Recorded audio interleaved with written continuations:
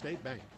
We're at Haynes Home Center, your Ace Hardware store in Morrilton, visiting with Brian Porterfield. If you're thinking about a construction project, you can get just about everything you need right here at Haynes. Not only are we a hardware store, we are a lumber yard and building material supply. Doesn't matter how small or how big the project is, we have the material to do it. If you need to replace that privacy fence, if you're going to expand that deck in the backyard, we've got it. You're building your dream home, we can work your takeoffs, we can get everything that you need to get that dream going. Whatever your project, you'll find what you need at Haynes Home Center, the helpful place, number 4 Davis Drive in Morrilton. Ace is the place with the helpful hardware, folks. Since 1957, Arkansas Capital has been empowering entrepreneurs, helping businesses thrive, watching communities prosper, and making dreams become reality. Arkansas Capital is a beacon of hope for businesses seeking a fresh start or growth capital by providing a variety of financing solutions. But Arkansas Capital isn't just a financing corporation. We're your partners in growth. Put our 145 years of combined experience to work for you. With over $500 million in loans to facilitate projects, Arkansas Capital is dedicated to your success. Learn more at arcapital.com. That's arcapital.com.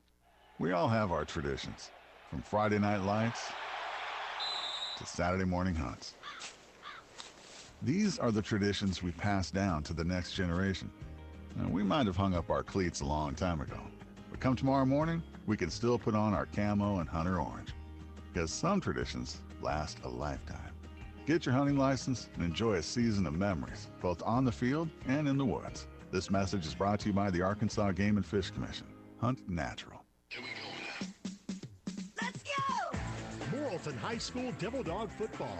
Brought to you on KBOM FM 101.7 with streaming video on the MHS Dog Tracks YouTube page and with streaming audio and video worldwide on the EAB Media app. Brought to you by Colton Steakhouse and Grill, Farmers and Merchants Bank, the Ag-Rye Co-op Supply, Rackley Furniture, Petty Jean Meats, Ross Roofing Company, Brinks & Sons Heating and Air Conditioning, Petty Jean State Bank, In Speech Therapy, Hagen's Dodge Chrysler Jeep Ram Truck, Brigham Jones for District 6 Justice of the Peace in Conway County, Healthcare Pharmacy, Haynes Home Center, Boundless Movement Academy, Spates Auto Parts, Ansel Carlin State Farm Insurance, University of Arkansas Community College at Morrilton, Burris Heating and Air Conditioning, Edward Jones Investments, Dixon Family Dental, Kuntz Electric Company, your Farm Bureau Insurance agents in Conway County, Robertson Tire Service, the South Conway County School District, Green Bay Packaging Arkansas Craft, CHI St. Vincent Morrilton, Wayne Smith Trucking, Arvest Bank, and MedTech EMS of Conway County. And a very pleasant good evening, Devil Dog fans. We are live from Alma, Citizens Bank Field at Airedale Stadium. Along with Jim Bowles, I'm Eric Tyler. Another exciting night of 5A West football action. The Devil Dogs at 4-0 this season. 1-0 in the conference with that win over Greenbrier last week, 45-42. Devil Dogs coached by Cody McNabb, his 15th year at Marlton. Alma is coached by Rusty Bush, his 5th year at the school. They're 3-1 this year. They won their conference opener last week over Harrison. They started their season with a loss to Van Buren here in Alma. Then they went on the road for 3 games in a row, had their bye week in there. So they've not played a home game since August, and they lost that home game, won 3 in a row, and they're back here on their home field tonight. And you know, Jim, when you come to Alma, it's going to be a good football game. Has been last several times we've played Devil Dogs and Airedales 3 games in a row and decided about 1 point between these teams. Yeah, and historically it's not been, the greatest of series for the Devil Dogs throughout the years. All times we're 11-32 against them. Especially here at Alma. Yeah, there was 23 games, a 23-game span where we only won 1 game from 1990 to 2011. But like you said, we've gotten a lot more competitive since 2012. We've won 4 matchups, including that last one in overtime. Yeah, that was 3 years ago. These teams played last 2021.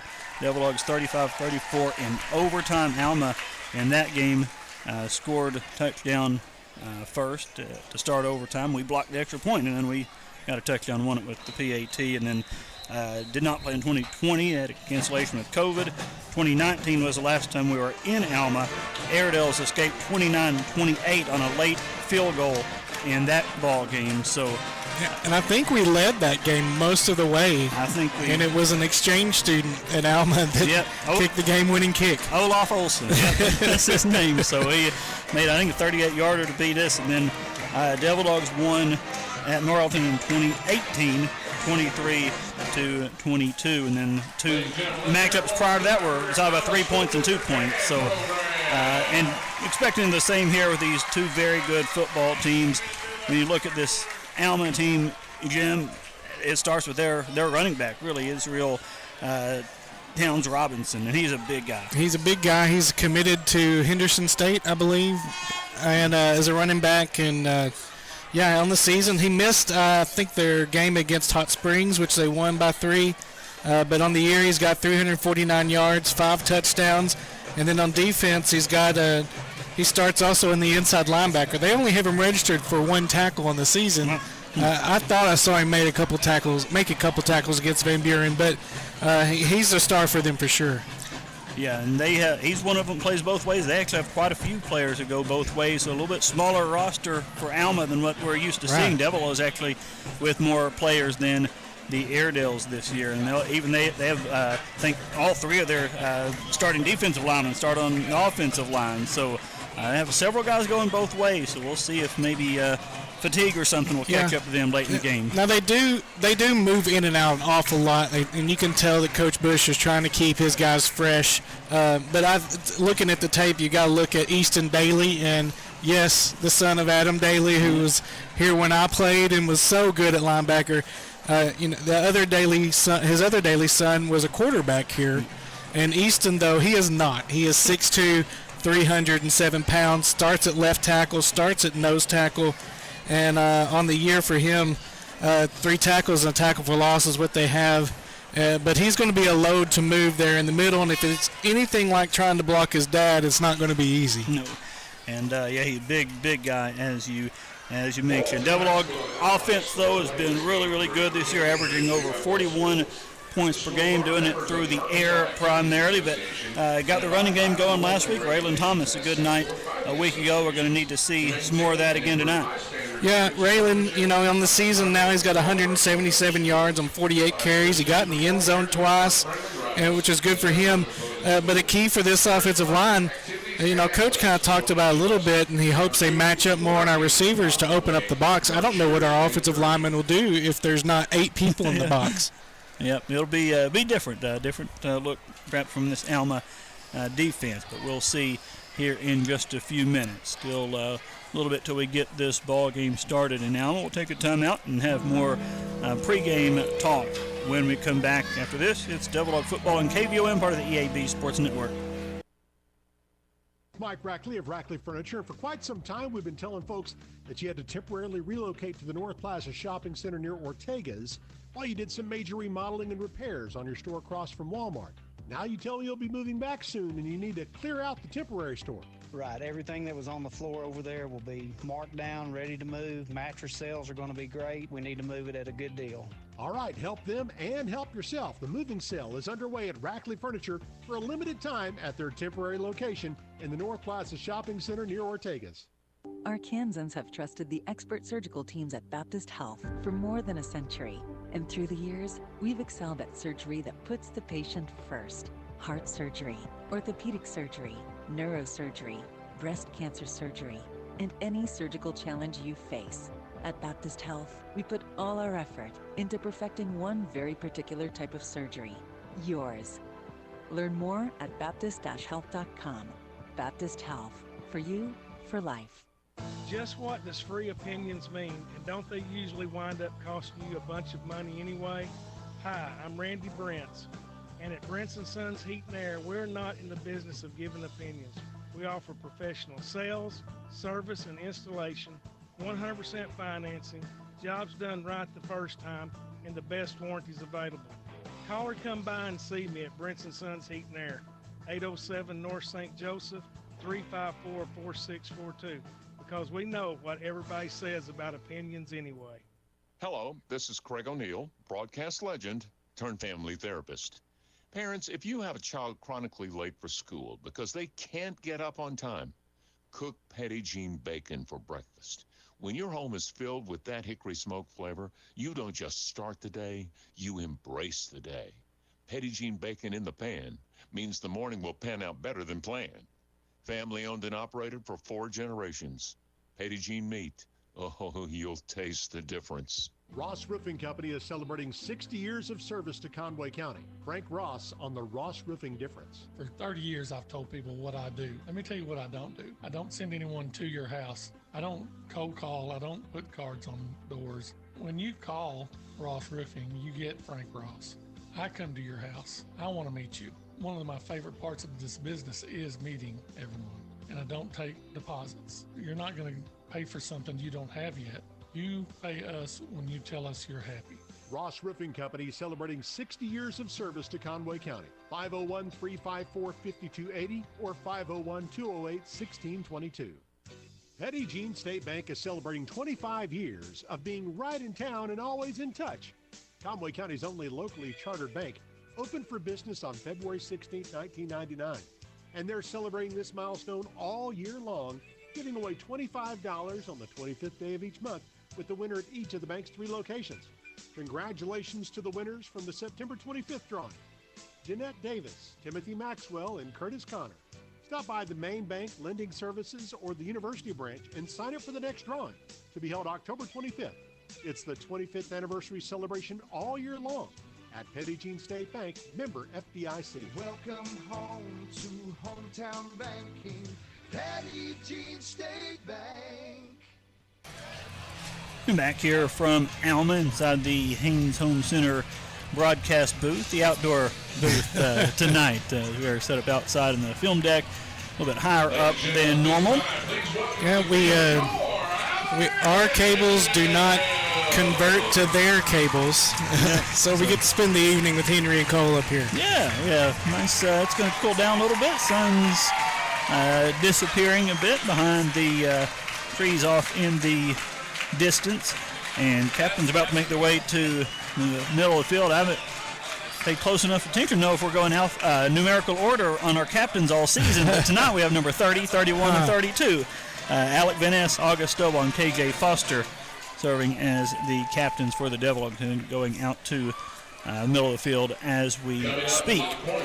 And so we'll have football coming here very shortly from Alma. The band is on the field, Eric. Band is for Alma is leaving the field as the kind of go through the middle of the captains for the two teams. But Devil Dogs again 4-0 start, trying to get to 5-0 for the first time since 1995. So It's been a long time since Devil Dogs have won 5 straight to start the season. And as you had noted, it was Alma that stopped that streak in the following week. It was, and I was a very valuable member of the training staff that season after I broke my leg in 2 days. So it's been a minute since Marlton's been 5-0.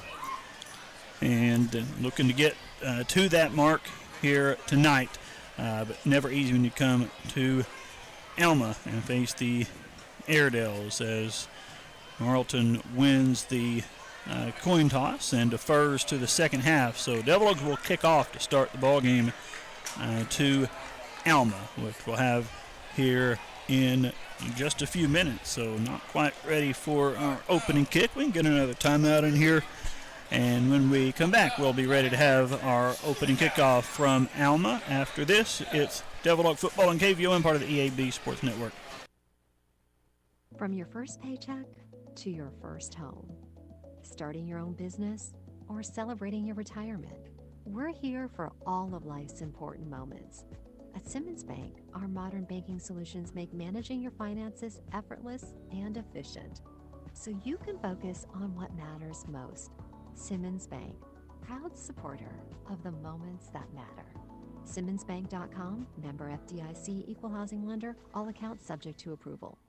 In-Speech Therapy has been serving the Morrilton community for almost 25 years. We are thankful for the opportunity to serve the students of the South Conway County School District and surrounding areas in Central Arkansas.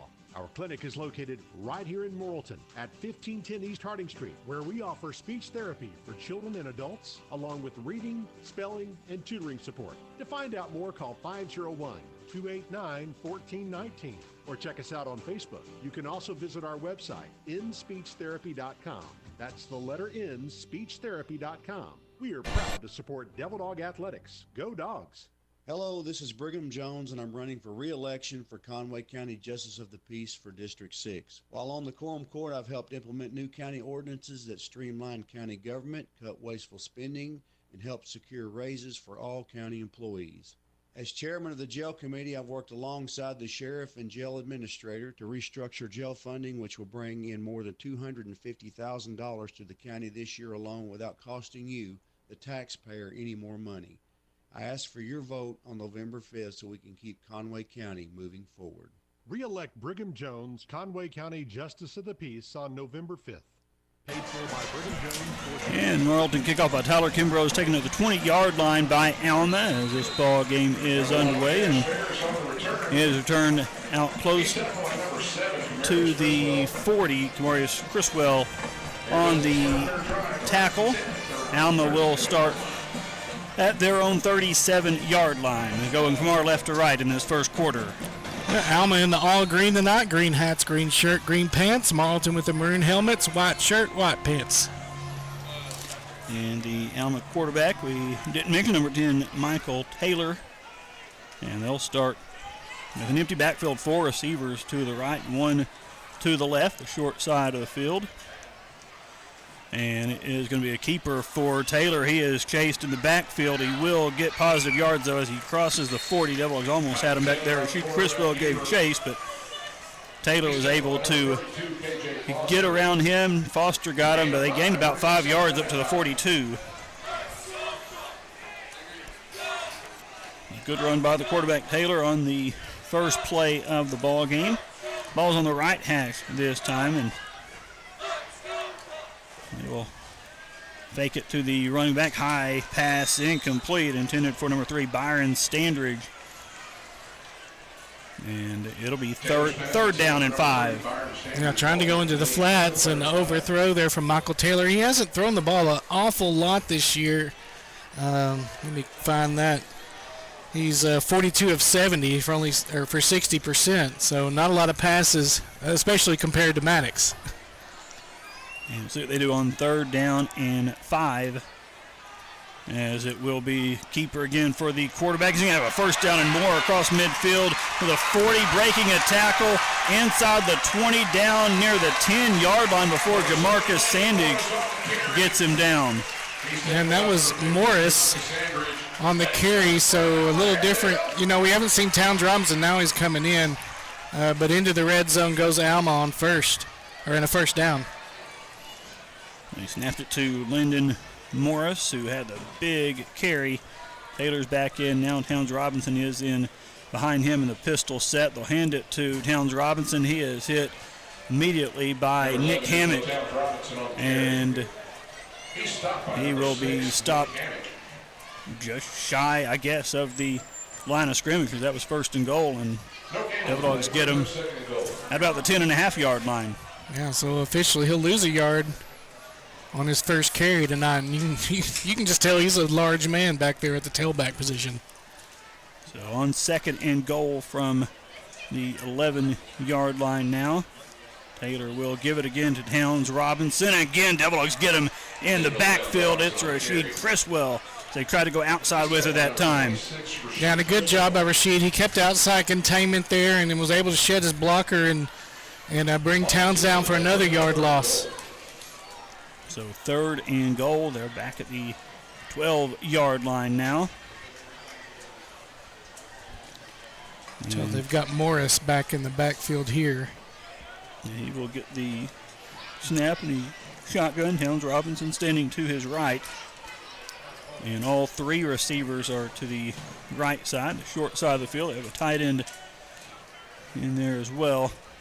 And it'll be a keeper for Morris. He's going to get inside the 10, but he's going to be well shy. And KJ Foster and Shane Landon Boyer in there for the tackle. They gain 4 to the 8-yard line, and it is fourth down. Looks like the kick team coming on for Alma, Daniel Rodriguez, to attempt a 25-yard field goal from the right hash.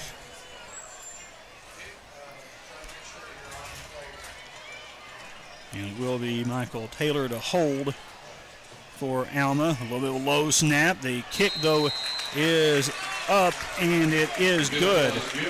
And Devil Dogs, for the first time this season, trail 3-0 Alma with the lead. 8:52 left in the first quarter. LL's kickoff after this on KVOM, part of the EAB Sports Network. Folks, Jeff at Hagen's Dodge here. Are you looking for a top quality certified used car, light or heavy duty truck, Jeep or SUV? Hagen's Dodge in Morrilton has a large selection in stock and on the ground. Program cars, one-owner trade-ins, and locally purchased cars, all at very competitive prices. Visit us online at HagensDodge.com or come by and take a test drive at exit 108 and I-40 in Morrilton. And we're back 3-0 Alma, and Jim, I was never going to mention it on air until it happened, but we trail for the first time at any point this season. Well, it was bound to happen. Yeah, at least, game 5 of the season, and now we just need to go ahead and just score the rest of the way here. So 3-0 Alma as they will kick off here, and we're not going to have Trent McNabb tonight, and a short kick will be taken at the 20-yard line by Jamarcus Sandig, left side. He'll come out across the 30, hit a couple times, and finally taken down at the 35-yard line. 15 yards on the return for Jamarcus, and Josh Sharp is down, injured for the Devil Dogs. And he had missed a game a couple weeks ago and came back last week, and now banged up again early in this one. Be a left arm or shoulder issue, it appears. They will check on him as Devil Dog offense comes onto the field. And their little swinging gate formation. Yeah, they got 7 in the box against our 3 down linemen here. And very quick pass to Andrew Roden is going to be caught. Roden has a blocker. He's going to get across the 45 near midfield and forced out of bounds at the 48. So Devil Dogs gain 13 yards on the first play and get a Rackety Furniture first down. I think that's the best that formation has worked for us all year that time. Yeah, you mentioned Champ. He's got an injury, and we don't know how long he's going to be back, but they're hoping he's back soon. So 1st and 10 for the Devil Dogs. They're on 48-yard line, ball on the left hash. 8:37 left in this first quarter. This is the first offensive possession for Marlton. Sharp is back out there. And that is good to see as Raylan Thomas gets the handoff on first down and his first touch.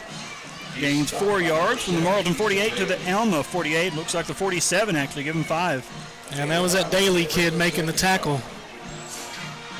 So 2nd down and 5. Barry will roll to his right. Looking down the field, has Roden incomplete as he's a little high for him, and then the hit came as the ball got to Roden's hands as he was up in the air for it. Yeah, I kind of got knocked out by the cornerback making contact. So it will be 3rd down and 5 as Barry looks over towards the sidelines and tell what Cody was talking about here. They're going to have 5 in the box here, and the linebackers 8 yards off the ball. And so they will fake it to Thomas. Barry will throw this one too high. Way too high that time for Roden, incomplete, and probably lucky that one wasn't intercepted. Yeah, it was even too high for the D-back on that one. So Devil Dogs will have to punt. And August Stovall will come out on 4th down and 5. Line of scrimmage is the Alma 47-yard line. And Airedales with one man back deep around the 10-yard line. And Stovall's punt is going to bounce around the 15 and take a Marlton bounce inside the 10 to around the 5. Rolling, dropping dead at the 4-yard line. Good punt there by August Stovall. So down to the 4. 43 yards on that punt. So Alma will start at their own 4-yard line. 7:54 remaining in this first quarter. Airedales lead at 3-0. They bring their offense back onto the field. Their quarterback, Michael Taylor. He will take the snap in the pistol formation, a yard deep in the end zone. And they will hand it off, and they're going to go left side with it up to around the 10-yard line. Jacob Dollard carry for Alma. Mueller will stop at the 9-yard line. Pick up a 5 on first down, going off the left side of that line. You know, we went from Greenbrier being about 300 across the board. They've got I think they've only got one lineman that weighs over 250 pounds. And he is the daily kid. He's over 300. So on 2nd and 5, handoff again to Dollard. He gets outside the numbers, and he's going to have a first down all the way up to the 26-yard line. Mueller chased him down there, but another big carry for the Airedales. They've got a first down. Yeah, so they've got 77 yards now, all on the ground. First down and 10, the Airedale 26-yard line. And they will have 3 receivers lined up to the right. They'll send one in motion now. And actually move inside, set up in the slot. They will hand it off again. And Dollard is going to be hit at the 30. Jacob Dollard on the carry. And tackled right there. He stopped on number 60. May fall ahead. He does fall ahead to the 31. So gain of 5. Ethan Russell to tackle that time. And they're catching us right on the end of the line, or end of our defensive line, in between the outside linebacker and our defensive end. So 2nd and 5 for the Airedales. Handoff to Dollard, and Dollard bounces off a would-be tackler, and he's going to have a first down now. Roden, I don't think, could finish him off, but Mueller did finally get him down, but a first down. This drive started at the Alma 4-yard line. They have run it to the 37. In just 4 plays. Midway through this first quarter, 3-0 Alma with the lead. And they will keep it with the quarterback on the option. He's going to run straight ahead with it. Tripped up at around the 42. Landon Boyer gets him down there. Landon grabbed the last bit of his shoestring to get him too. With the 42-yard line, Alma has it 2nd down and 5. Towns Robinson back in the backfield now for the Airedales.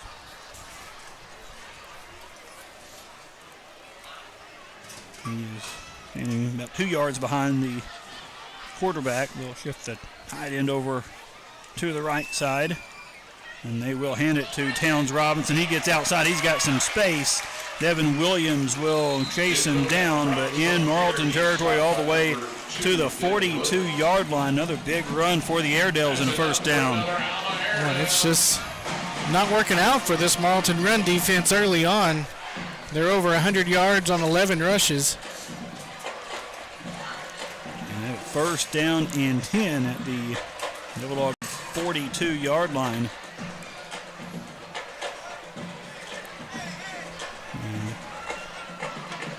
Alma with trips to the right, and snap to Morris. He was in the backfield. He's going to run it all the way into the end zone. A flag is on the play, back of the line of scrimmage. But for the moment, a long touchdown run for Landon Morris, but it looks like it's going to come back. Yeah, I think it's going to be a hold.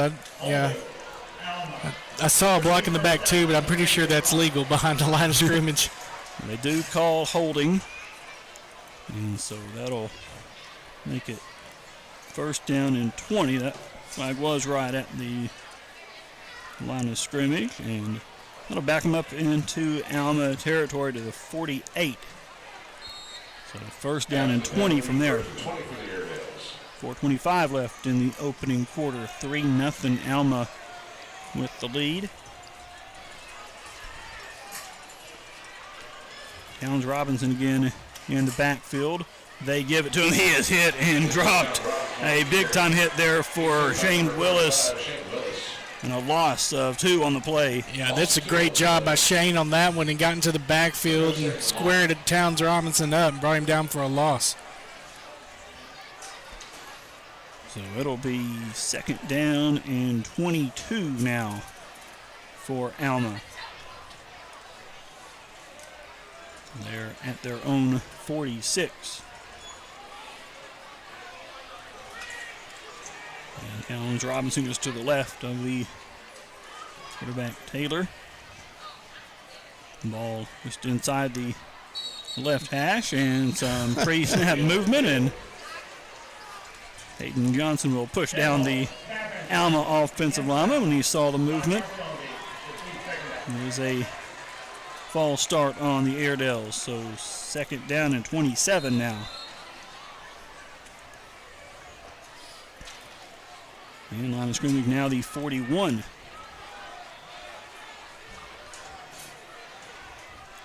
Alma had it first and 10 at the Marlton 42, but they've gone the wrong way. A couple penalties have hurt the cause, and screen pass here is set up, but they're going to lose yards again as they complete it to Byron Standridge in the backfield. But Nick Hammock with a big hit, and he stopped for a 3-yard loss. Yeah, a great play by Nick. He's playing that guy trying to block him. He's keeping outside containment, and then is able to shed his blocker and bring Standridge down. We're going to call it 3rd and 30 here from the Alma 38-yard line. They have to get all the way to the Morrilton 32. And Taylor awaiting the snap. Has it, and they will give it to Towns Robinson. He's not going to get much, a yard or two, and that is it. I think that was K.J. Foster. And they get just a yard, and they will have to punt. Good job by the Devil defense. A good start to that drive for Alma. A lot on the ground there, but once they had that holding penalty, that set them behind the chains. And yeah. Well, and the big stop there on the screen pass by Nick. So the punt coming, and it is going to be blocked. I think Rasheed Criswell got it, and Devil Dogs are going to fall on it at the 20-yard line. So Criswell blocks the punt, and Devil Dogs are set up in the red zone. Rasheed recovered it too? Or? Yeah, he went and fell on it too. Yeah. He may as well. He blocked him. He's going to go get it too. Yeah, and then, the upbacks just totally ignored Rasheed as he came across the corner.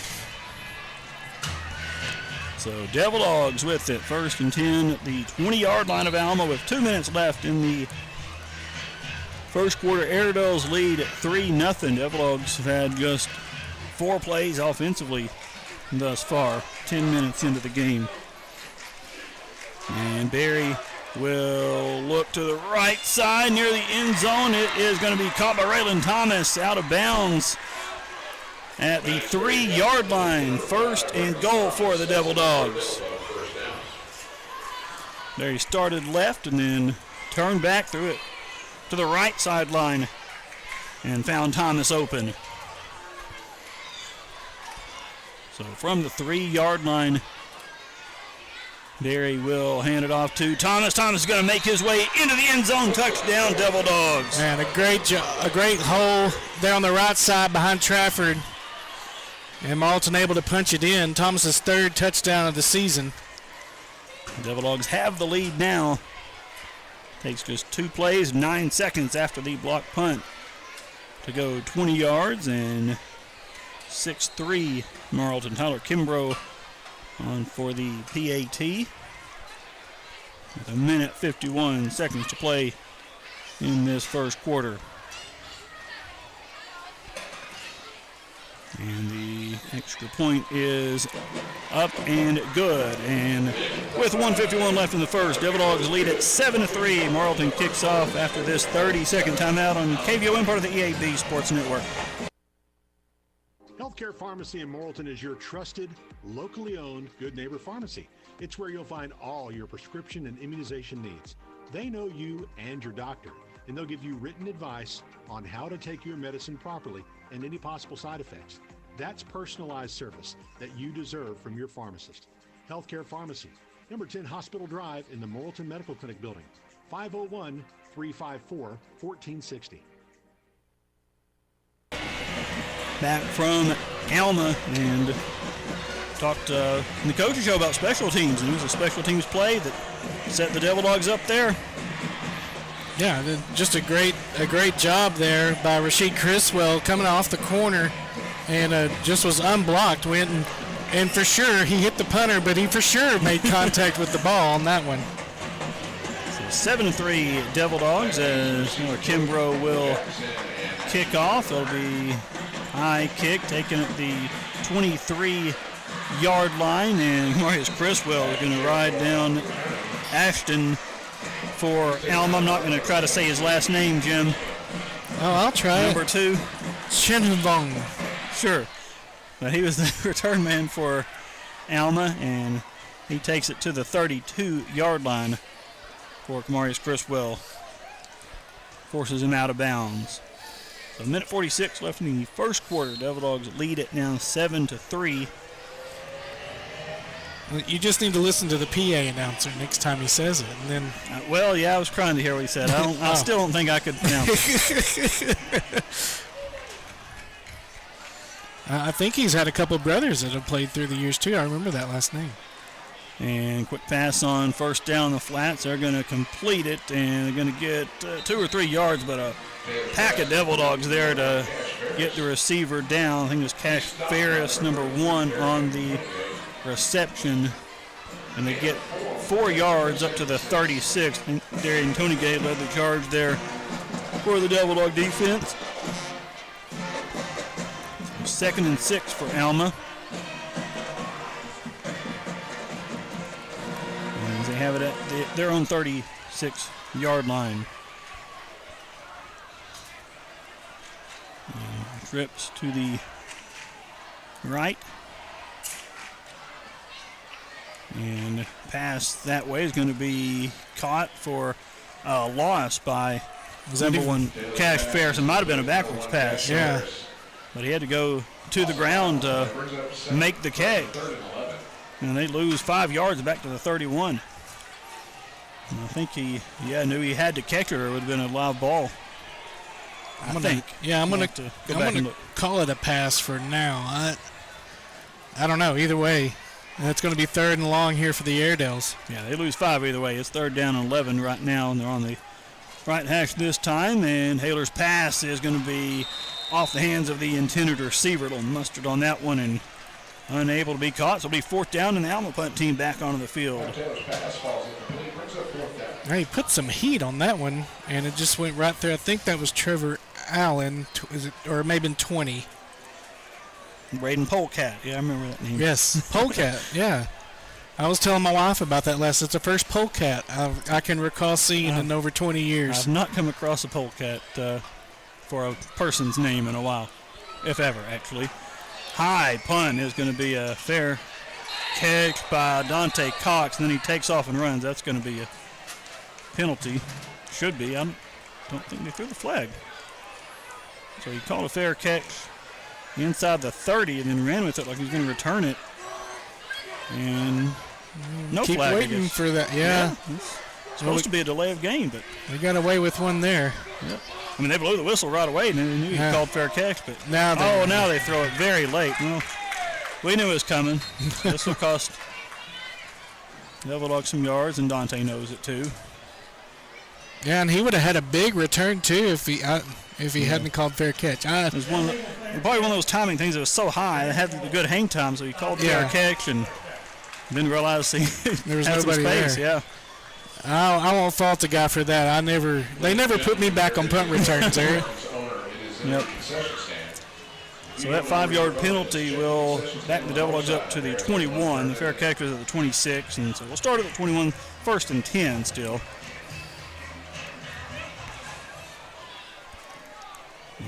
Devil Dogs with 8 seconds left in the first quarter, have it with a 7-3 lead. Thomas standing to the left of the quarterback Maddox Berry with a pass in the flats going to be caught by Roden on the screen, and they will stop him this time after a short gain on the final play of the first quarter. Shanavong, I think, is how they said it. See, I was pretty close. Yep. Good job. The gain of 3 to bring us to the end of the first quarter in Alma. 7-3, Devil Dogs with the lead. We'll have the second quarter for you after this on KVOM, part of the EAB Sports Network.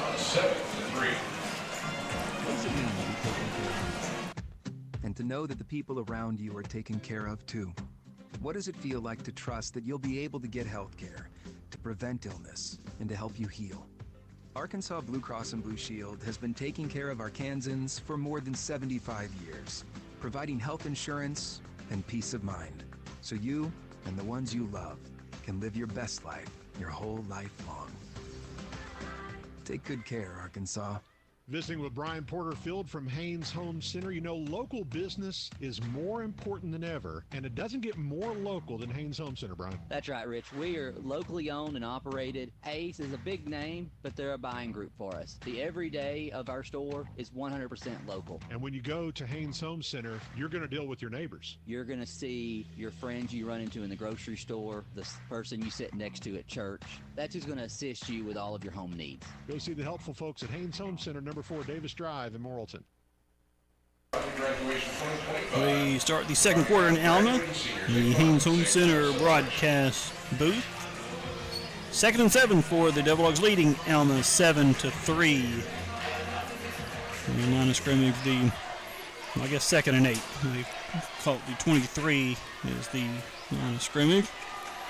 And very quick pass is going to be incomplete as intended receiver Marcus Sandage was hit immediately. And so he jarred that one loose, and it'll be 3rd down. Yeah, Morris, who had the long run at quarterback earlier, made that breakup. So 3rd and 7 for the Devil Dogs. Go from our left to right in this second quarter. And looking back over to the sidelines. And we're ready to go now. 2 receivers to each side. And Barry with time to throw. Throws it for Roden. He jumps, catches it at the 30, and then is going to be forced out of bounds at the 34. That is enough for a Rackley Furniture first down. Yeah, and forced out of bounds by Polecat. All the way down to the 34-yard line and 11-yard pickup. They will convert on 3rd down. A little bit high again there. You know, we talked about last week, Maddox was throwing them lower than he usually did, and we were talking about how high. Well, he's been high again tonight so far. And handoff on 1st down to Raylan Thomas. Couple moves in the backfield will net him some positive yards. They'll like to get about 5 up to the 39. He's tackled by number 56, Jackson. And you can tell that there is a lot more space on the inside. So when we go 4 wide with twins on each side, they're putting a safety over both of our guys. And they're putting only about 5 in the box. So 2nd and 5, line of scrimmage to Marlton, 39-yard line. And screen pass on the outside to Sandig. And Jamarcus Sandig is going to have a Rackley Furniture first down up to the Alma 47. And Jamarcus did a good job of making a man miss and getting that first down. He'll come out. Alec Van Ness is in now, and Josh Sharp also in for the Devil Dogs. August Stovall out there as well as the S-back here. There's Raylan Thomas in the backfield beside the quarterback, standing to his right, and passing flats on the near side this time to Dante Cox, and he is going to have the catch and be spun down at the Alma 45. There's a flag. Yeah, I think this one's against us. Now the pass was coming in and right near where it was caught. You can tell how much Alma substituted there on that change of play. It is holding on Marlton. We do have the mic reffed up. The ref mic'd up here at Alma. So we can hear him in addition to seeing the signals as well. But holding penalty came a little bit downfield, and it will be first and about 15 at the 42-yard line. On play action, Berry looking deep, and he'll come back to Roden with it. Roden will make a couple moves and get up to the Alma 40-yard line, or the 41. It'll be a Racky Furniture first down. And good protection there for Maddox. Had plenty of time. He was looking at, I believe, Sharp that was headed across the middle, but found Roden underneath for that first down. At the Alma 41-yard line, first down. Thomas the carry, but nothing doing this time. Might have got a yard up to the 40, but that's it. He's met in the hole by number 53, Demetrius Humphrey. Short gain on the play. So it'll be second down and 9. And they did give him a yard on that carry. Humphrey on the tackle for Alma. Bulldogs leading 7-3. Early second quarter. Berry rolling to his right. Will find his receiver, Alec Van Ness. Out of bounds at the 33-yard line. Will set up third down and short. 3rd and 2 here for the Devil Dogs. Quickly up to the line of scrimmage on 3rd and short. Berry will hand it to Thomas. Big hole left side. Raylan Thomas has a first down. Bounces off a defender. Gets outside to the 20, the 15, 10, 5. And he is going to be down just shy of the goal line. But what a great run by Raylan Thomas. Yeah, Raylan, man, he made somebody pinball off of him. Stuck it to the outside. And this time we actually didn't score. And they didn't call it. Yeah, he was short this time. And Devil Dogs have first and goal, though, at the 1-yard line. And handoff to Thomas, hit, and I don't think he quite got there. He'll get it inside the 1, but still not in. It'll be second down and goal. By the way, big hole open on that left side of that previous run by Raylan Thomas.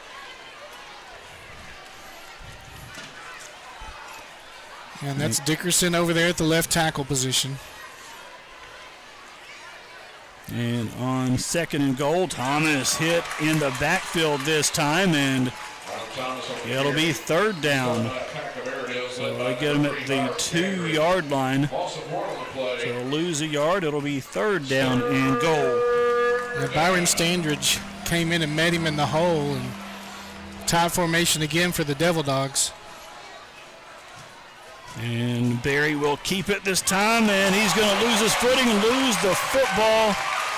And Alma is going to fall on it and recover. Berry is going to make the cut to start going back north and south, and he lost his footing, and the ball came out. Alma recovers at the 3-yard line. So with 9:01 left to play in the second quarter, still a 7-3 Devil Dog lead. The Alma offense backed up here, but a big stop for the Airedale defense there. And that was a long drive for the Devil Dogs, 12 plays, 76 yards, and ends at the 3-yard line with the fumble. Alma will take this snap in the end zone. And the quarterback will just run it out, and he'll actually run all the way out across the 10-yard line, and Devil Dogs finally get him down there. But he'll pick up 7 yards to the 10, and it'll be second and 3. He's tackled by number 6, Nick Hammock. Gain of 7 on the play, brings up second and 3. So, breathing room now for Alma. They were backed up, but have it at the 10 now. In the pistol set, Taylor will hand it off to Dollard, and Dollard is going to have the first down. I believe Devil Dogs push him back, but his forward progress will give him just enough for the first down at the 13-yard line. Yeah, I'm not sure if it was Nick that was the first one that made the hit again. Called his name a few times tonight. Nick Hammock. And he got 3 yards on that carry. So first and 10 for Alma. Just over 8 minutes left. Second quarter, 7-3. Devil Dogs with the lead. Alma field goal on game's opening drive. Devil Dog punt. And Alma punt was blocked, setting up Morrilton's touchdown. And Dollard will get the carry, come right side, and he'll get up to the 16-yard line. That was Caden Mealer coming up in the hole, bringing him down. Towns Robinson now back into the game. Gain of 3 on the play. Brings up 2nd and 7. Yeah, Towns Robinson's not been out there just a whole lot. Maybe he's still dealing with the injury he had. Missed the game 2 games ago. Well, he hasn't left the field much on defense that I can recall, so maybe they're focusing there on that side of the ball tonight. And they'll have it 2nd down and 7. High snap, but Taylor has it, hands it to Towns Robinson, and he will take it to the 20-yard line. Landon Boyer will get him down right there. It'll be 3rd down and 3 for the Airedales. And they will mass substitution here in their 3rd down personnel. And they'll have Morris in the backfield to get the snap. High snap to him, but he has it, and he's going to run for a 1st down and more to the 30, and finally dragged down at the 34-yard line by Devin Williams, but another big run for the quarterback for Alma. Yeah, when Morris comes in, it's obviously looking like he's going to run the football, and he's been pretty good at it so far. He's got 3 carries for 66 yards. And 1st down, Alma, 6:20 remaining, 2nd quarter. And 7-3. We do not have the not able to have the scoreboard, by the way, on the live stream, so we're going to keep you updated, those watching the broadcast. Towns Robinson gets the carry on 1st down. He'll pick up 5 more yards up to the 39. Gain of 5 on the play. Brings up 2nd and 5. 2nd down and 5 for Alma. You can just give them the 38, it looks like. So 2nd and 6.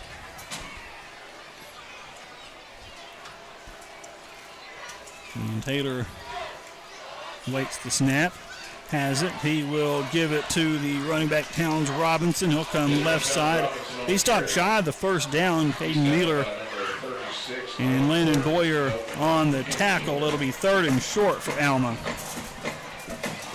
A good tackle there by Landon. And in comes Landon Morris again to play quarterback. Oh, no, they're going to put him at the tailback position here.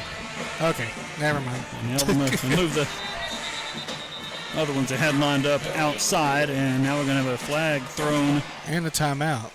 And it will be the timeout granted to Marlton. So no penalty, but timeout Marlton, 5:01 left to play 2nd quarter. Devil Dogs leading at 7-3, and we're back after this timeout on KVOM, part of the EAB Sports Network.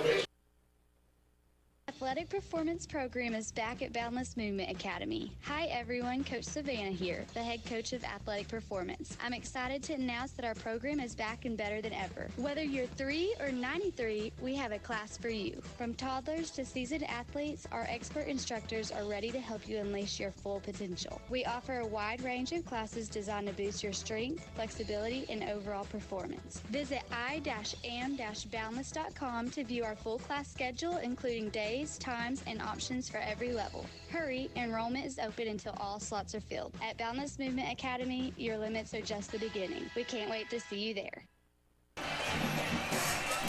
Back after the timeout, 3rd and 2 for Alma. Devil Dogs lead 7-3, 5:01 left to play in this 2nd quarter. And they start under center. Now they'll move. Taylor is a blocking back. Morris is the one who will get the snap. He will run with it. He's going to be hit, but he does fall ahead. I think he's got the 1st down. What a spot, though.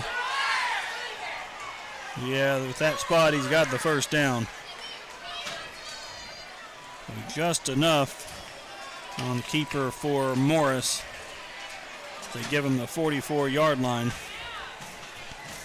Alma moves the chains again, and he picks up enough for another Morris came up a little gimpy there for the Airedales. So Taylor back in to get the pistol snap and having the flats, and it's going to be blown up by Andrew Roden. He was all over him as he caught it, trying to get him down, and he will get some help. They do finally blow the play dead with his forward progress stop with a 4-yard loss at the 40. And a flag. And Marlton fans are clapping.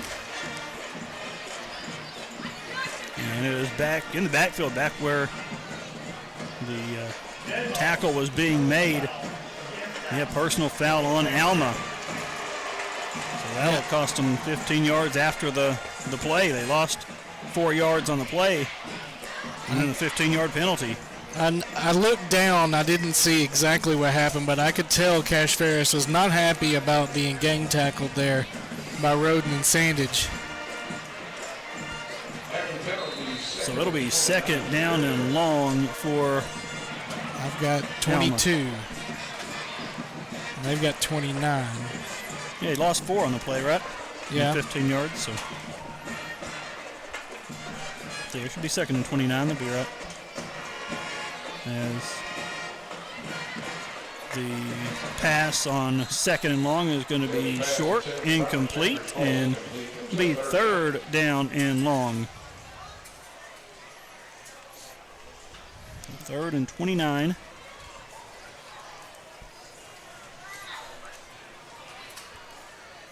The Airedales with 4:08 left in the first half. It's a 7-3 Devil Dog lead. Yeah, I was looking at the wrong number. Math's working now, huh? Yeah. So it is third down and 29. Line of scrimmage, the Airedale 25-yard line. And they will hand it off, and they'll get a couple yards. That's it. So they're going to have punt again. It's Rashid Criswell. With the tackle after a 2-yard gain. And on to punt Byron Standard. Had his first one blocked. What the Devil Dogs do here with Cox and Sandig back deep. I'm going to bet they make sure Criswell is blocked this time. They probably should. The clock rolling here, 3.5 minutes to go now in this first half. Low snap, but it is caught, and a returnable kick taken by Sandage at the 31. He's going to come right side. He's got some space at the 50, the 40 to the 30, and inside the Alma 30-yard line, a big-time return by DeMarcus Sandage to the Alma 29. Man, he was tackled by the punter, Standridge. A great field position again for the Devil Dogs. 3:14 left to play in this first half. The Devil Dogs leading 7-3. And offense starting at the Alma 29-yard line. And as Barry waits the snap, he will give it to Thomas. Thomas off left tackle, spins up ahead to the 20-yard line. And I think they'll mark him down at the 21, but it'll be a gain of 8. And that was Towns Robinson making that tackle. Sorry, Eric.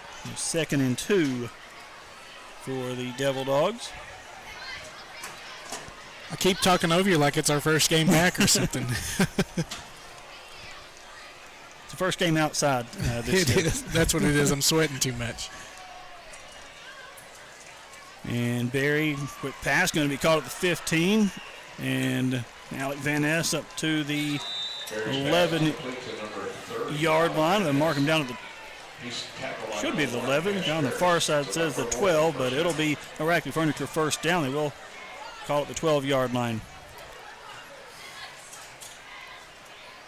First and 10, and they will hand it to Thomas. Flag is thrown. Thomas going to be forced out of bounds and around the 9-yard line. 2 flags were thrown. It's going to be for a holding call on the Devil Dogs. So take that 4-yard carry away. Take that 4-yard carry away, and it'll be a penalty. 2:28 left in the first half. Low-scoring game. Devil come in averaging over 40 points per contest, but been held to 7 thus far late into the first half. And the penalty has a first down and long. First down and 20 from the 22-yard line. And Barry sets up a screen to Sandage. Sandage on the middle of the field gets around one man to the 5-yard line, and big gain there for Jamarcus Sandage. Not quite a first down. The Devils have it inside the 5-yard line. Yeah, that's a good play there by Jamarcus. Made a couple guys miss and made it very manageable here at second and just a little bit over a yard. Just inside the 4-yard line, Devil Dogs have it. Need it to get to around the 2. And they'll hand it to Landon Boyer. Boyer is hit in the backfield, and he is going to be tackled at the 4-yard line. And it will be 3rd and 2. Now, I love Landon Boyer, but Landon doesn't need to be bumping any run to the outside. 3rd down and 2 for the Devil Dogs at the Alma 4-yard line. Thomas back in the backfield. Barry to throw, and it is going to be a wrestling match over there with Sandage and the Alma defender, and I think Alma comes out of there with it. What's the call? It is going to be an Alma interception. Yeah, Sandage and Ashton Chunavong really both had it. Kind of simultaneous possession. It's going to be ruled an interception, Alma ball at the 1-yard line. Second turnover inside the 3-yard line for the Devil Dogs in this game. Yeah, Marlton had been so good in the red zone all season long, and now that's 2 turnovers inside the 5. So with 1 minute and 16 seconds on the clock, Alma's backed up at the 1-yard line, so maybe Devil Dog defense can get some points here. And I had Phil Merity flashbacks there on that one too. Yeah, that's what I was thinking of. As a handoff will get them back to the 1, and that's it. They avoid the safety barely. As Dollard is tackled at the 1-yard line. Is that Emron Dixon? Emron Dixon into the ball game.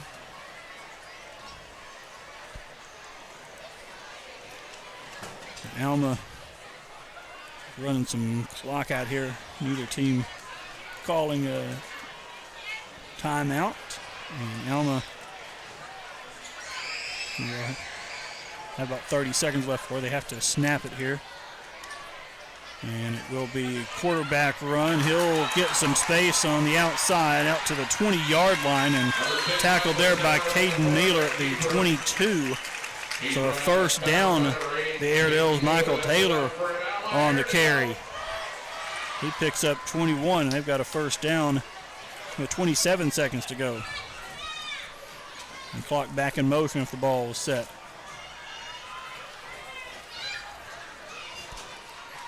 And Morris taking the snap this time. He will run it left side, being drugged down by Emron Dixon at the 25-yard line. And that will probably be the last play here as the clock hits zeros in Alma. And it is a 7-3 score at halftime. Devil Dogs the 4-point lead. And we got a special treat for you coming up here at halftime, an interview with Athletic Director Trent Tipton. So we'll bring that to you when we come back right after this on KVOM, part of the EAB Sports Network. Napa, we keep things moving. When we're not thinking about cars, we're thinking about the people who drive them. Because when it comes to serving you and our community, our motor never quits. At Napa, we keep things moving. If it has an engine, we help keep it on the road. And if it's on the road, we have parts for it. And if you need a part, you can get it fast. Because when it comes to serving you, our motor never quits. Spates Auto Parts, your Napa stores in Morrilton, Conway, and Russellville. What do you see when you look at your home and your car? Do you see a bundle? A combo deal? That's how other insurance companies see them. But a State Farm agent sees so much more. Because a State Farm agent sees your home and your car as more than just 4 walls and 4 wheels. They see the things you've worked really hard for. So why not give them the protection they deserve? See your local State Farm agent Ansel Carlin on East Broadway in Morrilton, or call 501-354-4386. Children grow up so fast, but it takes just a moment to plan for their future and their education. Start saving for your child or grandchild today with the Arkansas Brighter Future 529 plan. It's a new name, but the same great way to grow education savings, from pre-K to college or trade school. Visit brighterfuturedirect529.com. To learn more about the Arkansas 529 plan, its investments, objectives, risk, and cost, read the official statement available at brighterfuturedirect529.com, paid for by the Arkansas Brighter Future Fund Committee. Want increased job security? The University of Arkansas Community College at Morrilton offers 2-year technical and career-specific degrees in a variety of areas.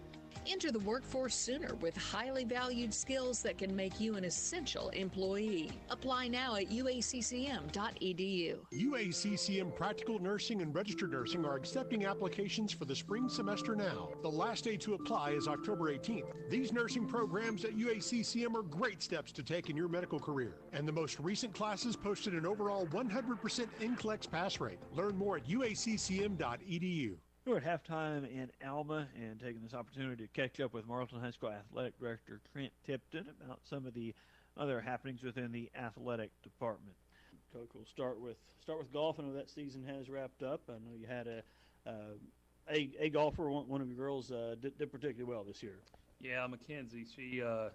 She really had a really good year. I believe she won every match that she played in until the state match, and she finished 6th at the state golf match. She did not play as well as she's been playing. And in her opinion, she was a little frustrated, but the course was set up difficult. The greens were very fast, and all the girls, it was, one girl broke 80. So it was a tough course that day. The wind was blowing pretty good, but she had a tremendous year, and she's a junior, and she's got a chance, to improve this winter and this spring, and hopefully next year come back and have a chance to win a state championship next year. And also going on right now, of course, obviously football off to a great start, but volleyball season is in full swing, and they're just getting back to where they used to be after down year last year, doing better this year, right? For sure. Coach Lawless has got our girls. They had a really good summer. They worked hard, and we are improved. We are hosting. We're in the 4A class, and so in 5A, we never had regionals, and really in 4A we've never had regionals. It's just been conference play, and it goes right in the state tournament. But there's more teams that are picking up volleyball throughout the state, and so that pushed enough teams where they had to incorporate a regional tournament before you got to state tournament. So we are hosting region this year for the volleyball state bracket, us in the conference up to the Northwest. There'll be 4 teams, just like in softball, baseball. 4 of those teams, their top 4 will play our top 4 to see the 4 that go from our region to the state tournament. So we're hosting that in about 3 weeks. We're excited, and right now we're probably in 3rd place in our league, so we're in that top 4. We've got to play this backside of the conference round robin before that, but we are better. We have some kids getting better, and I think it's going to be. I think we'll qualify for regional. I think it'll be a good week that week for us. Okay. And you mentioned the new coach. Who is she? Candace Lawless is our new coach. She was here. She took Coach Hart's place last year. This is her 2nd year. Okay. And obviously, you mentioned hosting a regional tournament for volleyball. We have hosted the state tournament here, I guess, right when the arena first opened. But are the plans to bid at least for tournaments next year? Well, you kind of bid in January for basketball, for spring sports, and then even for the fall, we bid for it. I don't know that we'll bid for anything this January possible, but we have, since we've had the arena and the softball, baseball, and even the track the last 10 or so years, we have hosted quite a few state level events and region level events. So this may be the only thing we do this calendar year, is the regional volleyball tournament. And of course, basketball will be upon us soon, and in new conference in basketball, but have the consistency, of course, with Coach McNabb and Coach Zachary, both having been here a while. And season was so great last year, so much fun, especially with the girls making it to the finals, and always a competitive program, both girls and boys. And we'll see what this new conference holds, but we're going to put good teams on the court again, I know. Oh yeah, for sure. Coach McNabb last year, the year they had with losing the very first game and winning 30 some odd in a row is for 29, almost 30 in a row. It was special. Obviously, Farmington they were an animal. I mean, they were I think the best team in the state overall, and lost them in regional and lost them in the state finals. And our boys, Coach Zachary, he always has a quality team, and we have Isaiah Templeton and Ty Wright coming back off of last year's team, and they were tremendous players as sophomores. Andrew Roden, is returning. That kid, he does a lot of things, and he plays every sport really well. So we're fortunate to have him. But it is Coach Zachary, Coach McNabb, our basketball teams. It'll be another good year for sure in basketball. And then looking ahead to the spring sports, we do have a couple new coaches, I guess, for girls soccer and softball, right? Yes, Quante Kennedy. Quante played for the Devil Dogs. Been a little while now, but he's coaching football, and he helped with soccer with Coach Jones on the boys' side, and really kind of helped with Coach Ferguson on the girls' side, and transition to that. And then Coach Sawyer is he was a baseball coach. He took over for Coach Poteet on the softball side of it, and we're excited. They're young. It's their first time to be, in a head coach of a program, and we're excited for both of them, for sure. And yeah, good to see that soccer program is doing well now, and obviously baseball and softball have had tremendous success. So really, every program really competitive and having really good success here. Yeah, I mean, we do. Mr. Halbrook has given athletics the support, and our school board, with the facilities, with coaching staffs. I mean, athletics is a part of the academic process. We sometimes I get out of balance. Sometimes I want athletics to do, to have, but it's a piece of the academic, education process, and we it's important. We feel like it's important for our school district, for our community, for our town. That the Devil Dogs mean something to us, and we want to put good products on the fields and on the courts, and it takes everybody in our district and everybody in our community to show that support and to give that support to help us be successful, and we have enjoyed quite a bit of success the last few years, for sure. And I know they've had success in the classroom as well. I think you give a report on that last school year. The GPA, I know, of the student athletes was really high. I don't remember the exact number, but it was really over good. 3.5 as a group, and it's just a lot of the kids that want to compete, they're going to compete in the classroom. Some of them more than others, but we do have a really good academic level for our athletes. It's really high. And of course, we're just talking about the sports, but that goes for band, choir, and any kind of extracurricular activity, really. Absolutely. Band falls under AAA, just like the choir, just like athletics, and it's just for all our kids. They need to be involved in something, and it helps them.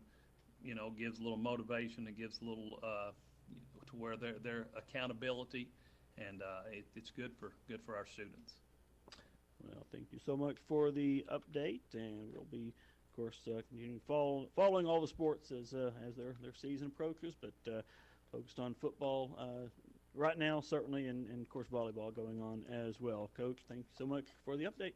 You bet. Hopefully, we can just continue to win in football, and they're having a tremendous year, and we're certainly excited going forward. Once again, that was Morrilton High School Athletic Director Trent Tipton taking some time to catch up with us, and we'll have more of halftime from Alma after this. It's Devil Dog Football on KVOM, part of the EAB Sports Network. So, it's Friday night, and your heat and air unit goes out. What do? Do you wait till Monday to call and set up an appointment while you suffer all weekend? No, you don't have to, because Burris Heat and Air offers 24-hour service, so you can call them day or night, weekends, or whenever your unit goes out. When you do, be sure to ask about a preventative maintenance agreement to improve efficiency, add years to the life of your unit, and save money over time. Call us at 354-4887 or find us on Facebook. Burris Heat and Air. Don't let concerns about today's events derail your long-term financial strategy. I'm Doug Cahill, Edward Jones Financial Advisor, and I'm here to help. We can work together to understand the impact of these events and make sure your goals are top of mind. While you can control market volatility, we'll focus on what you can control. We can connect in several virtual ways. Start by giving us a call at 501-354-6630. Koontz Electric will sponsor any River Valley High School student who enrolls in one of 3 specific UACCM Career Center programs and will cover all expenses not covered by another funding source. Koontz Electric will sponsor students in construction technology, industrial mechanics and maintenance technology, and welding technology. Koontz Electric will hire all Koontz Promise graduates upon successful completion of the program. Please contact Koontz Electric for details at 501-354-2526. Why hold a parade that only goes one block? What in the world is a bathtub race? And how can one town be the training ground for American Pharaoh and the former playground of Al Capone? That's just Hot Springs being Hot Springs. Between thermal waters, thoroughbreds, and the world's shortest St. Patrick's Day parade, this town isn't trying to be unique. It just comes naturally. Come experience this slightly unconventional and completely wonderful place called Hot Springs, Arkansas. For more info, visit hotsprings.org. Back from Alma in the Haynes Home Center outdoor broadcast booth tonight on Jim Bowles and Eric Tyler. Devil Dogs hold a 7-3 lead over the Airedales. All the scoring coming early in this one. It won't take us long to do the scoring summary, will it, Jim? No, it will not at all. So let me get started here with the first quarter. Alma got on the board first. Devil Dogs trailed for the first time this season with a 25-yard field goal from Daniel Rodriguez at the 8:53 mark. Gave Alma a 3-0 lead, but the Devil Dogs answered after a blocked punt. Raylan Thomas carried it in for the score from 3 yards out. Tyler Kimbrough kicked the extra point. It was 7-3, and that's how the first quarter ended. Devil Dogs turned the ball over twice inside the 5-yard line, once with a fumble, once with an interception, and weren't able to get into the end zone for a second time in that first half. So team stats, first downs from Marlton's got 7. Alma has 8. Rushing 10 rushing attempts for 54 yards for the Devil Dogs, 25 rushing attempts for 179 yards for the Airedales. So 102 yards passing for Marlton, -8 yards passing for the Airedales in the first half. 23 offensive plays for Marlton, 154 yards. 32 plays for Alma, 167 yards in that first half. 3 penalties for each team. Possession time was, and I think this is what this game has turned into. Devil Dogs haven't been able to get into the end zone, but Alma has eaten the clock alive. 17 minutes of 24 in that first half. And Marlton only 6 minutes and 13 seconds of possession in that first half. On third down, Devil Dogs were 2 of 5. Alma was 3 of 7. And, the red zone conversions, only 1 of 3 for the Devil Dogs in the first half. Alma did convert their only red zone conversion opportunity. Thank you. With a field goal, though, yes. Rushing the football, Raylan Thomas, 8 carries, 53 yards, and a score. Landon Boyer carried it 1 for 0. Maddox Berry carried it once and had -1, and that was the fumble. Berry, though, 9 of 13 passing, 102 yards, no touchdowns, and 1 interception in the first half. Andrew Roden, 4 catches, 43 yards. Jamarcus Sandage, 2 catches, 26 yards. Alec Van Ness, 2 catches, 16 yards. And Raylan Thomas, 1 catch for 17 yards. August Stovall punted once. It was down to inside the 20 for a 43-yard punt. Jamarcus Sanders returned to punt for 13 and returned to kickoff for 16 in that first half. Tyler Kimbrough, that's a kickoff. So he averaged 38.5 yards per kickoff, in case you usually don't tell that one. Defensively, Caden Miller's got 7 tackles. They've got 4 tackles each for Landon Boyer, Nick Hammock, and KJ Foster. Foster has a half tackle for loss. Nick Hammock has a half tackle for loss. Rasheed Criswell's got 3 tackles, a tackle for loss, and a block punt. Jamarcus Sanders, 3 tackles and a half tackle for loss. 2 tackles each for Amron Dixon, Davin Williams, and Shane Willis. Willis has a tackle for loss. And then 1 tackle each for Kamarius Criswell, Darian Tonegay, Andrew Roden, and Ethan Russell.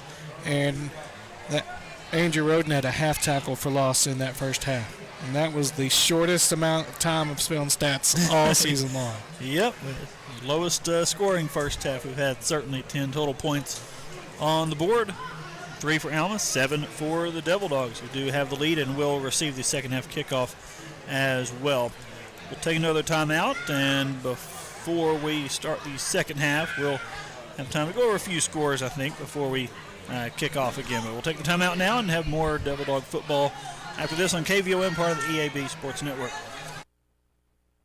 Best Bank is proud to be your dedicated hometown lender and support the Morrilton Devil Dogs. We can help with your auto loan, boat loan, or help you finance home improvements. Stop by any Arvest branch to apply for great rates and friendly service, or visit arvest.com to find a local lender. Subject to credit approval. Equal housing lender.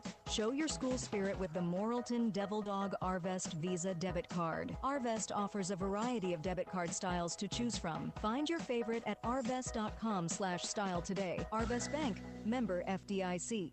This is Dr. Zachary Dixon with Dixon Family Dental of Morrilton. At Dixon Family Dental, we offer exceptional dentistry for your family with heartfelt hospitality that makes you feel right at home. Our commitment to comprehensive family dental care means you can receive all dental services in our office. Along with simple checkups, we also offer root canals, crowns, braces, and sedation dentistry so that you can have a safer, more comfortable experience. Call us at 501-215-4913, or better yet, stop by Dixon Family Dental next to Walmart on University Boulevard in Morrilton.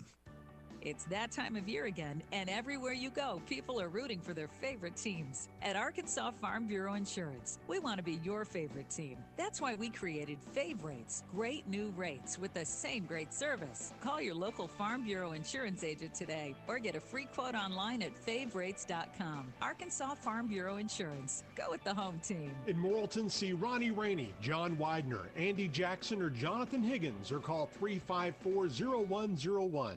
When every second counts, trust MedTech EMS, serving Conway County with the most advanced emergency care available anywhere in the United States. From critical emergencies to non-emergency transportation, our team delivers unparalleled patient care and support. We work hand in hand with local fire departments and connect directly with emergency room doctors, turning our ambulances into mobile ERs. But we're more than just emergency services. MedTech EMS offers event standby support, comprehensive training, and engaging guest speakers for your organization. We offer membership programs covering out-of-pocket costs, and corporate-level options are available. Call 501-354-8181 or visit medtechems.com. MedTech EMS, your trusted partner in emergency care.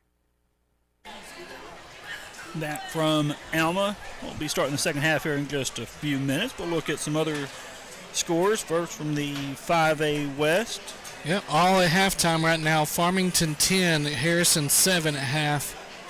Greenbrier leads Clarksville 42-0 at the half. And Valonia leads Pea Ridge 21-3 at the half. Surrounding scores, I don't have a score reported yet for Perryville and Danville. Let me check one more time. Oh, there we go. Perryville 36, Danville 0, and that was reported in the second quarter. We've got Bigelow was leading Hector 7-0 in the second quarter. Grandma, you want to cheer harder? They can't hear you. Atkins is leading Mountain View 22-0 in the second quarter. Clinton led Pottsville 7-0 at the half. Greenwood led Russellville 28-0 in the second quarter. Ozark led Dover 20-0 in the second quarter. Dardanelle led Waldron 7-0 in the first quarter. No score yet on Jessieville and Two Rivers. Conway led North Little Rock 49-0 in the second quarter. No score yet on Yellville Summit and Mayflower. Melbourne led Quitman 23-7 in the second quarter. Don't have a score yet for Southside B Branch and Guy Perkins, which that game is taking place at Hendricks tonight. I believe so, yep. And then still weird that those two teams are playing football, but anyway. It is indeed. And then last night there was a barn burner, Conway Christian 42-41 over Mount Ida on Thursday night. Looking at the Arkansas Sports Media High School football poll, number 1 Little Rock Parkview was taking on a Cinderella this season. The Queen, they're 3-1 coming in, and midnight has struck. For the Leopards. It was 43-7 Little Rock Parkview in the second quarter. Number 2 Joe T. Robinson led Jacksonville 35-0 in the second quarter. Number 3 Valley View led number 6 Harding Academy 21-0 in the second quarter. Number 4 Hot Springs Lakeside led Magnolia 21-7 in the second quarter. Marlton, your number 5 team this week, they lead Alma 7-3 here at the half. And then 7th ranked, I don't have 7th ranked. Who was that? Camden Fairview. Oh, Camden Fairview. I didn't even put them down. Yeah, they're at Arkansas High. Let me check for them here. I don't have a score yet for them. I just totally missed them. Let me type it in there. And then who else did I miss? Greenbrier is number 8, and they lead 42-0 over Clarksville. And number 9 was Alma, and then tied for 10th. BB leads Whitehall 10-6 in the second quarter. BB's tied for 10th. And Wynn was tied for 10th. They were tied with Greene County Tech at 7 in the third quarter. That would be a shock. That would be, yeah. But we are getting ready to start the second half of play here in just a moment. Devil Dogs will receive the kick, and offense moved it pretty well at times, but gotta be able to finish those drives and get down inside the 5-yard line there, Jim. Oh yeah, it's and that's been the most painful part of the night is getting down inside the 5 and then turning the ball over. And I bet there's been a lot of humming over there on the other side of the field in the stands, and probably from the coaches too, because by all accounts it should be 21-3 here at halftime. But hats off to Alma first forcing those turnovers, including, they forced a fumble from Maddox and then picked off Maddox in the end zone, and what really was a tie, but unfortunately tie doesn't go to the receiver per se, and Alma was able to wrangle it away from him. And Airedales are set to kick off. Here's we're ready to get the second half underway. And the Rodriguez kick is going to be short, backpedaling around the 20-yard line will be Dante Cox with it, and he'll be chased down from behind as he went east-west and does not quite make it to the 30-yard line. Devil Dogs will start thrown 28. And again, because of our outdoor setup and kind of tight quarters where we are, do not have the camera on the scoreboard for our video broadcast, so we will try to keep you updated for those of you watching. But 7-3, Devil Dogs with the lead as we do start the second half right now. And Devil Dogs will throw a screen pass that's almost picked off. It was read perfectly by Landon Morris and almost jumped in front and picked it off. I got a hand on it and knocked it down incomplete. Yeah, that was saved by an offensive lineman there, pretty much. And the Devil Dogs on 2nd and 10. There he will roll to the right, looking down the field, and got his receiver open in Alma territory. It's Andrew Roden, and he's going to get it up to the Alma 42-yard line. But a flag in the backfield. It's going to be holding on Morrilton. That was a big gain there to Roden, but it's going to come back, and Devil Dogs will have second down and 20. Just mistakes tonight. We haven't seen them all season long. And so Devil Dogs will have it now at their own 18-yard line. Second down and 20. Every time Maddox rolls out, and I think he's going to throw it underneath, he finds a wide receiver downfield, and there he found Roden. Fortunately, he came back. Devil Dogs backed up here after the penalty. Barry time to throw to the sidelines and incomplete. off the hands of Josh Sharp on the far side. It'll be 3rd down and long. Well, that one just went right through his hands.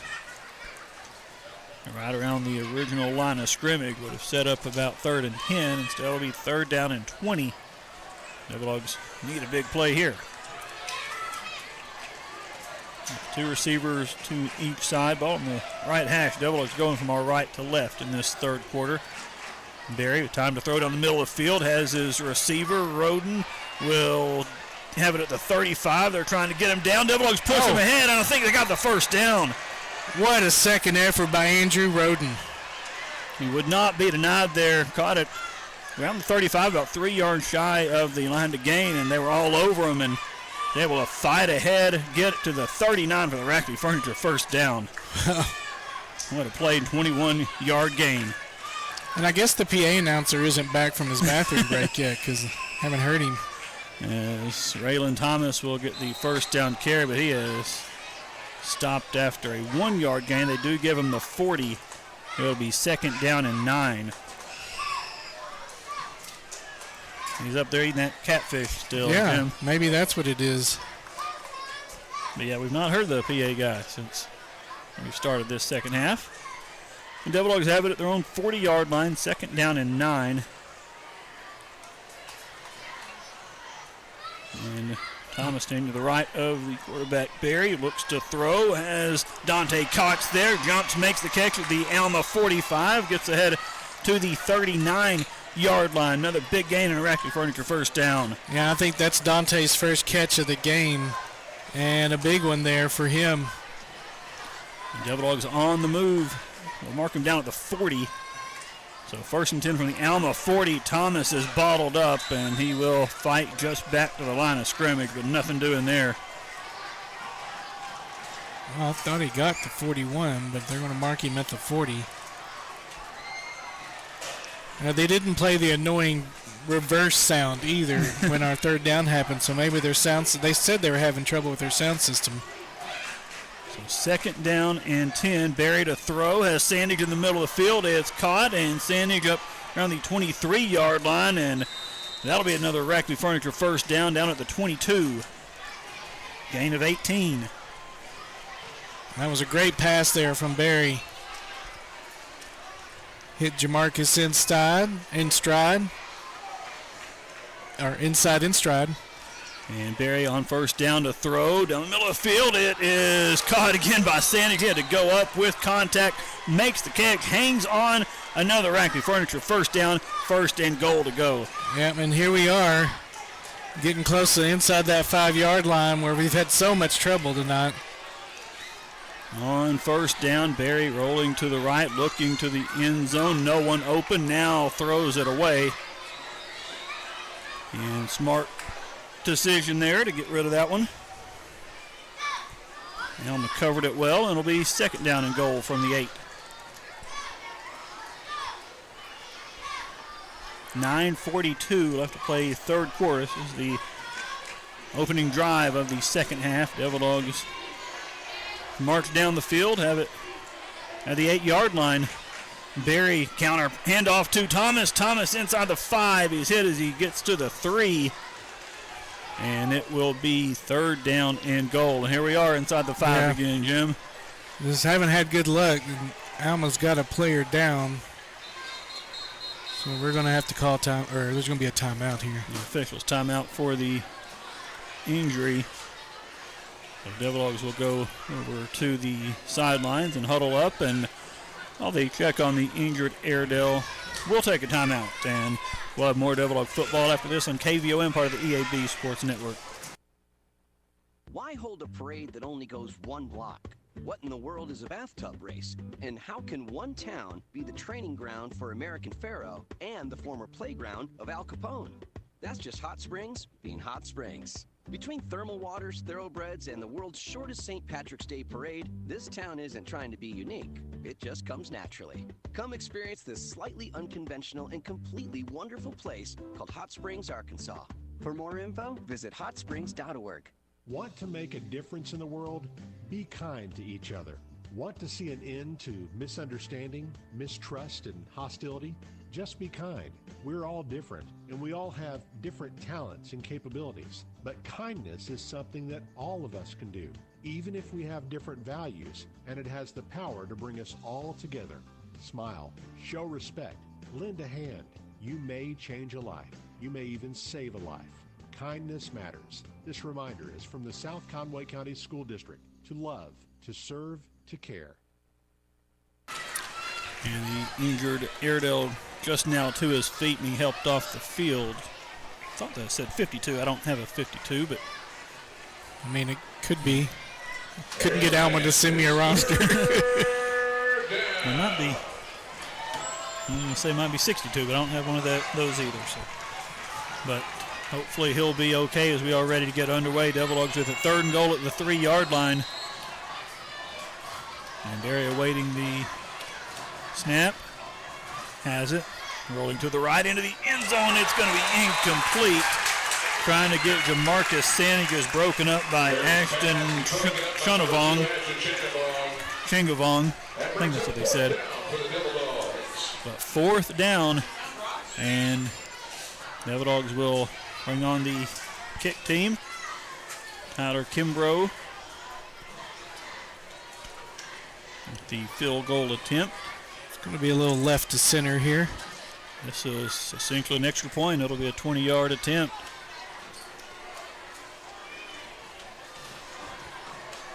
And August Stowball right on the 10-yard line to hold it. And a bit of a high snap, and the kick is a low line drive. It is good, though. He gets it in, and it is a 7-point Devil Dog lead. 9 minutes, 15 seconds left, 3rd quarter. Morrilton 10, Alma 3. Devil Dogs kick off after this on KVOM, part of the EAB Sports Network. Tire shops, while you're waiting on getting new tires, you can leaf through magazines from ancient times. Take a look at the displays of tires and how they might survive being punctured by various road hazards, and generally just be bored. But at Robertson Tire Service in Morrilton, you can check out the outdoor shop. It's where you'll find the full line of nap gear, including boots, camo, coats, shirts, and pants. You'll also find redneck deer blinds and a lot more. The outdoor shop inside Robertson Tire Service on Bruce Street in Morrilton, just down from UACCM. 9 minutes, 15 seconds left, 3rd quarter. And Devil Dogs needed some points there coming out of halftime. You'd like it to be 7, but we'll take what we can get, and it's a 7-point lead now. Yeah, and it was a good drive by the Devil Dogs. 12 plays, 69 yards, just can't get it in.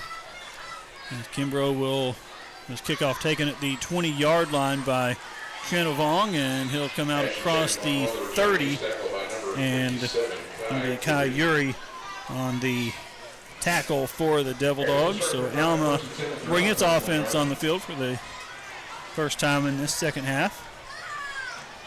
10-3, Devil Dogs with the lead. Line of scrimmage will be 31 for the Airedales.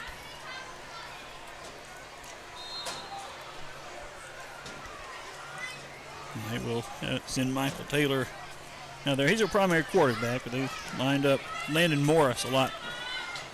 A bit of a wildcat look. He's their running quarterback.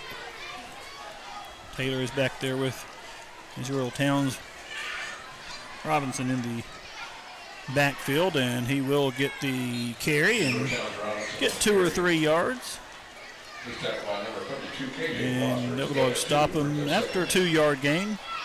E.J. Foster, I think, at the 33-yard line, 2nd and 8.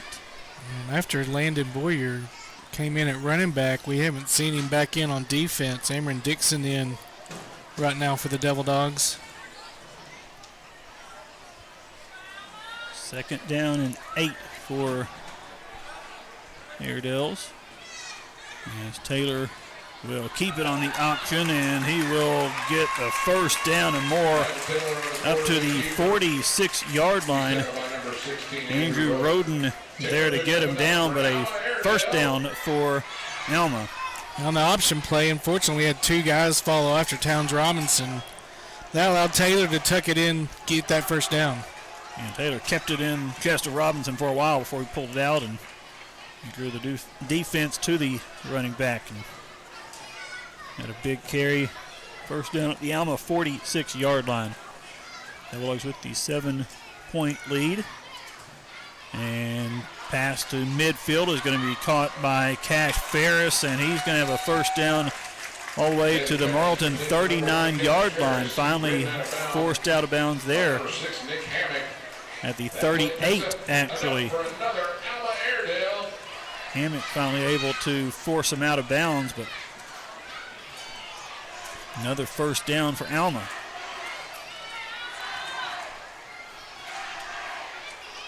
You can see how the Devil Dogs have committed totally to the run here.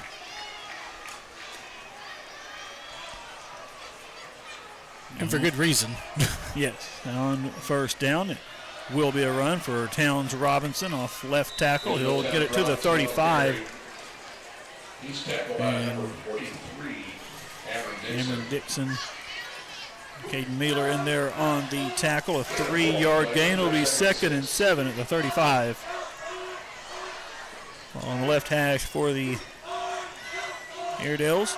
You know, it's crazy that Town Robinson hasn't been the one that's hurt us. He's 10 carries for 20 yards. It's Dollar, Morris, and Taylor that really hurt us. And on the option, it'll be Taylor keeping it here, and about a 2-yard gain. Darian Tonigay able to get the stop. And it'll be 3rd down and about 5 here for Alma. Line of scrimmage to the 33. They need to get to the 28. Pick this one up. See if the Devil Dog defense can get another big 3rd down stop here. And they'll have Morris back there to get the snap, and he will run it, and he is going to be hit near the first down marker, but he falls ahead and fights for the first down. They will move the chains. Mealer with the tackle, but Morris able to, his second effort, get the first down at the 27-yard line. And Morris now down, injured for Alma, to his feet, now back on his backside. So the training staff for Alma will come out. And they can ill afford to lose him. He's been a good player for them.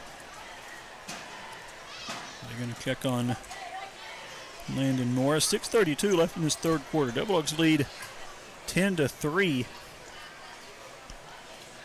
And Devil Dogs again, the issue tonight, really for the first time this season, unable to finish off drives.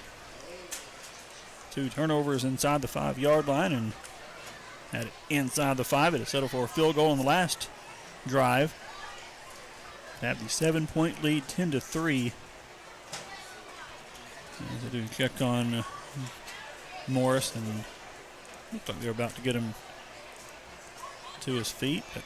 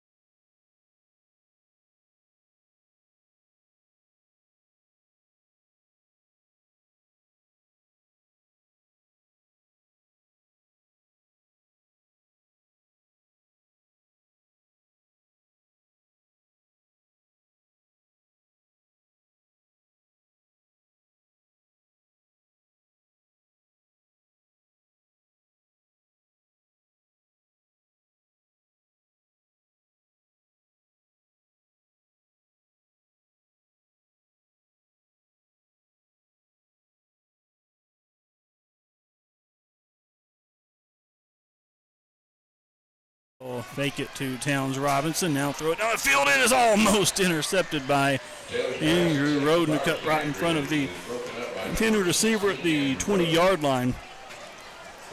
And it'll be 2nd down and 10 That would have been a hard touchdown for Roden to make there, but he did get a good jump on the ball. And we are having trouble with our video stream here. It looks like it is frozen up on us. We're still, of course, going on the radio. And Alma has it 2nd down and 10. And it will be a run for Taylor, trying to cut it outside, and he's going to be bended by Caden Mueller, just shy of the 20-yard line. Line screen with the 21, and Taylor picks up 6 yards. KJ Foster slow to get up. He's limping around. He's going to have to come out. That'll bring in Ethan Lawrence. That'll be a 3rd down for Alma. 3rd and 4. The Marlton 21-yard line. Midway through this 3rd quarter, Devil Dogs lead at 10-3. Taylor has it, runs to the right, now cuts up the field, and he's going to have a 1st down. It'll be 1st and goal for the Airedales. Nick Hammock, the tackle from behind. But Taylor gets to the 7-yard line as Airedales have it 1st and goal to go. Pick up a 14. Taylor now 8 carries, 83 yards, and I guess when you have a lead blocker in Towns Robinson, which looks like he's going to be here in the Wildcat. He threw a touchdown pass last week. He'll be the one to get the snap here. He will run it, and he is going to be hit at the line of scrimmage and has nothing there. Might have lost yard. Flag thrown on the far side of the field. He's stopped by number 8, Caden Mueller. And we'll see what the penalty is all about here. And they're going to wave it off. Well, looked like we were trying to substitute, and 2 guys ran on, and then coach called them back out. But they were never part of the formation to be too many men on the field. If that was even it, I'm not sure. But it will be 2nd and goal. Like the 8-yard line here. They lost a yard on that one. Taylor on the keeper. He's going to be stopped by KJ Foster, who's back in after being shaken up a couple plays ago. And Taylor gets only to the 6-yard line. 3rd and goal from the 6 for Alma. The Dogs lead at 10-3. Trying to keep the Airedales out of the end zone right here. And the pistol set. Taylor this is hiding over to the left. Has it. Hands off to Towns Robinson. He's going to work his way into the end zone for the Alma touchdown. That was probably his easiest run of the day. Yep, he had a good size hole there. Follow his blocker right into the end zone, and Alma can tie it with the extra point. 3:57 to play in the 3rd quarter. Daniel Rodriguez going to kick. And his kick is up. It's off the upright and no good. So Devil Dogs maintain a 1-point lead with the doink kick on the PAT by Rodriguez. 10-9 the score. Morrilton on top. 3:57 left to play 3rd quarter. Alma kicks off after this on KVOM, part of the EAB Sports Network. Arkansas Craft Division has been a part of the Morrilton community for over 50 years, providing great jobs for generations of area residents while producing high-quality craft paper products. They've recently invested millions in upgrading their paper mill. Today, Arkansas Craft is able to recycle corrugated and paper products to substantially reduce incineration and the number of landfill acres used annually. And thanks to their educated, experienced, and highly trained staff, they're ISO 9001-2008 certified. Green Bay Packaging Arkansas Craft, proud to be a part of the Morrilton community. 3:57 left to play, third quarter. Devil Dogs lead at 10-9 as Alma kicks off, and it'll be Marcus Sandig at the 20-yard line, makes a move inside, now cuts outside. That was a nice looking move by Marcus Sandig, and he'll get all the way up close to midfield on the return. He just did a little juke about the 30 and took off down the left sideline. A very nice return for Jamarcus. Yeah, and great field position for the Devil Dogs on this drive. And the field position hasn't been the problem for Marlton. It's getting the ball into the end zone. The line of scrimmage here will be the Marlton 48-yard line. 3:50 remaining, third quarter. 5 receivers, 3 to the right, 2 to the left for this Devil Dog offense as Maddox Berry looks to throw, has Roden in and out of his hands, and it is incomplete. He almost dove back for it, but a little bit of traffic there right as the ball got to Roden. Alma defender was there as well. And it fell incomplete, second down. The pass is a little bit high. And I bet Andrew would say he should have caught that. And very quick pass on the near side. Cox can't bring that one in. Incomplete. Going a little low, but one Dante thinks he should have had. Yeah. So third down and 10.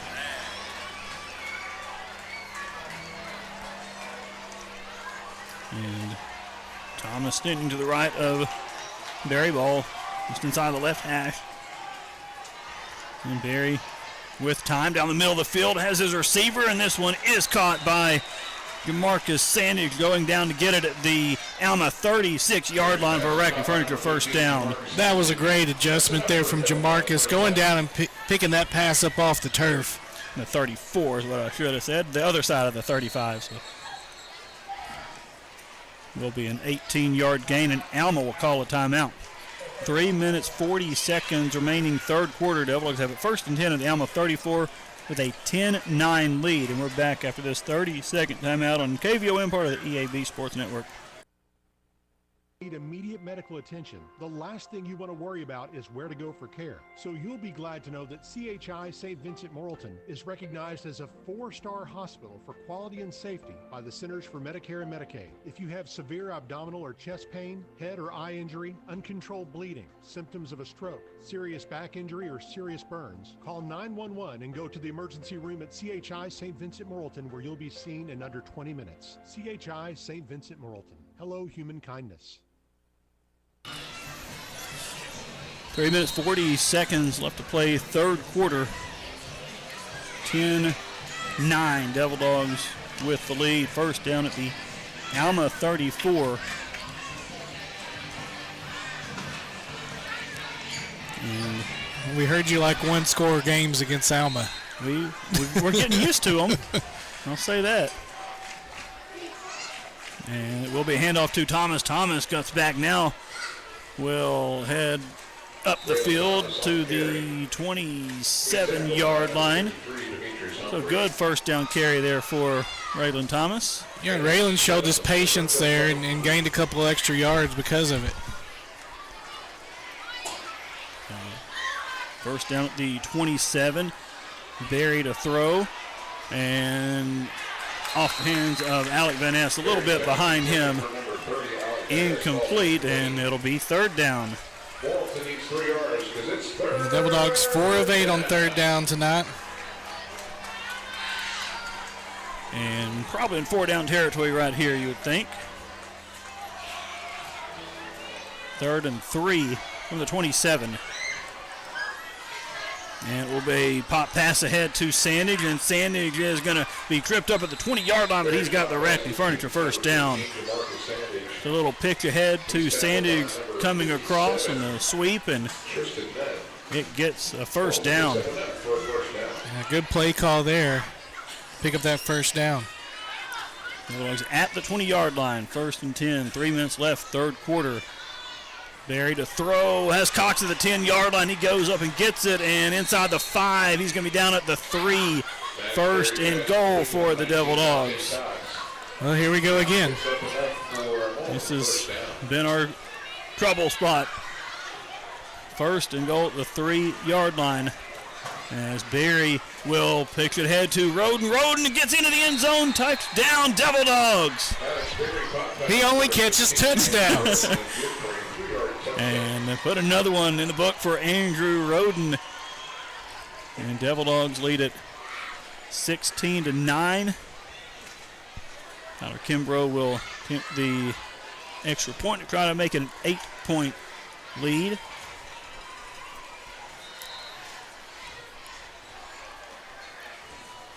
With 2:50 remaining the third quarter, the kick is off the right upright, just like on Alma's end a minute ago. So that one's no good. And it is a 7-point Devil Dog lead. 2:50 left third quarter, 16-9. Marlton with the lead. Devil Dogs kick off after this, and KVOM, part of the EAB Sports Network. Starts with a solid education and the support of loving parents. Together, they create the foundation for a bright future and give our kids what they need to reach their full potential. Wayne Smith Trucking in Morrilton knows that being there for your children makes all the difference. It takes all of us, parents, teachers, coaches, churches, and the whole community, working together to lift up the next generation and to raise them into good citizens who can overcome their challenges. This message is brought to you by your friends at Wayne Smith Trucking in Morrilton. So both teams missing an extra point on their previous touchdown, so it is a 7-point Devil Dog lead with 2:50 remaining third quarter. Devil Dogs didn't use much time off the clock there, but got the touchdown. A minute 07. And the high kick will be taken around the 21-yard line. And Ashton is going to bring it across the 30, tripped up at the 32. Caden Mueller with the tackle. Alma has a 2:43 left to play in the third. 16-9. Devil Dogs. And we finally scored from inside the 5 tonight. So things are looking up right now for the Devil Dogs. Just need to get a stop here on defense. Alma has it at their own 32-yard line. They'll send him in motion. And he'll now set up one of 3 receivers on the near side. Pressure comes from the quarterback, and the screen pass going to be incomplete. Trying to get Israel Towns Robinson, but the Devil Dogs had some heat coming to Shane Willis into the backfield. If that was a good pass, there might have been some heat going the other way down the field, too, because there was a lot of green in front of Towns Robinson. But second down and 10 now. You can tell they brought Roden in motion, which took him off of that side of the field. And on the option will be the quarterback keeping it, breaking a couple tackles, and he'll get up to the 38-yard line. Mueller and Sharp finally able to get him down, but a gain of about 6 on the play for Taylor. Maybe we'll figure that out, that play out, before the 2 guys keep going after Robinson. And I can't blame him. You know, he's a D2 athlete committed to Henderson State, I believe. So third down and 4 for Alma. Quarterback keeper again. He will dive ahead, but looks to be shy of the first down by about a yard. He's down at the 41. And it is going to be 4th down and short. 4th and a yard for Alma. What do they do here at their own 41? Leaving the offense on the field. It's a big play right here. Devil Dogs can get the stop. They can have it in plus territory here. And it will be Taylor on the keeper. He's going to go outside. He's going to dive, and I don't think he got it. I don't think so either. I don't think he got it. He's going to be stopped short. Yeah, they mark him at the 41. Oh, they called first down, though. Oh, where they marked it, he's well short. He needed to get clear to the 42. They spotted at the 41, but they said first down. There's no way. There's no way where that spot was that it's a first down. He had to get to the 42-yard line. They marked him at the 41. They signaled first down. See where they spot. They've not moved the chains yet, thankfully. That's short. Where they marked it at the 41, that is short. There we go. Turnover on downs, Devil Dog football. And I didn't see who made that tackle either. I was too caught up that the official signaled first down. So Devil Dogs get the stop at the Alma 41-yard line, and see if Devil Dogs can take advantage of the good field position. Well, that was Rasheed Criswell was over here lined up on the near side. And Devil Dogs on the first down play will get it to Raylan Thomas going outside. Right side, he breaks a tackle to the 25-yard line, and that's going to be a Rack and Furniture first down. Good carry for Raylan Thomas. Yeah, Raylan's quietly had a good night.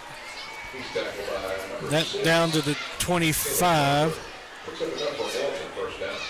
So 16 more for him. He's got 82 yards.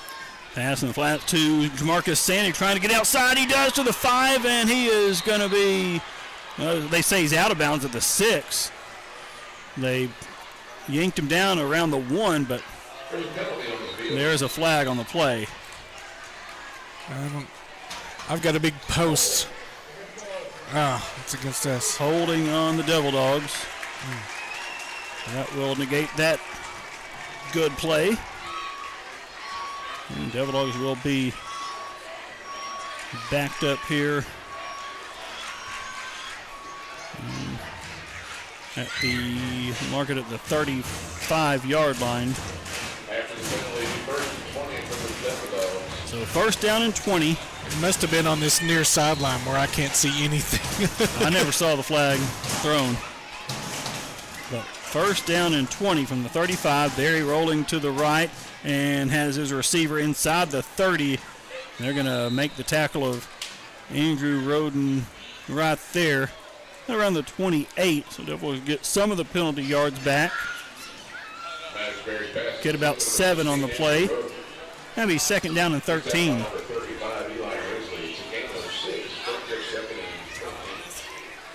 We're under 40 seconds left now in the third quarter.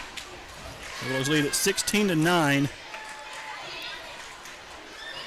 And Maddox Berry to throw, and too high, incomplete for Dante Cox. They leveled him. Yeah, there's a flag. Yeah, flags come in. It's hit on a defenseless receiver, right? I would think so. So the ball was well overthrown. Cox went up, had no chance to catch it, and as he came down, took a vicious hit. And that was Morris, too, I think. He's back in the game, wasn't it?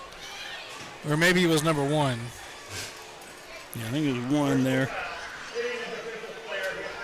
Yeah, it's 1, Cash Ferris, but the Alma fans don't like it. But yeah, that's a penalty.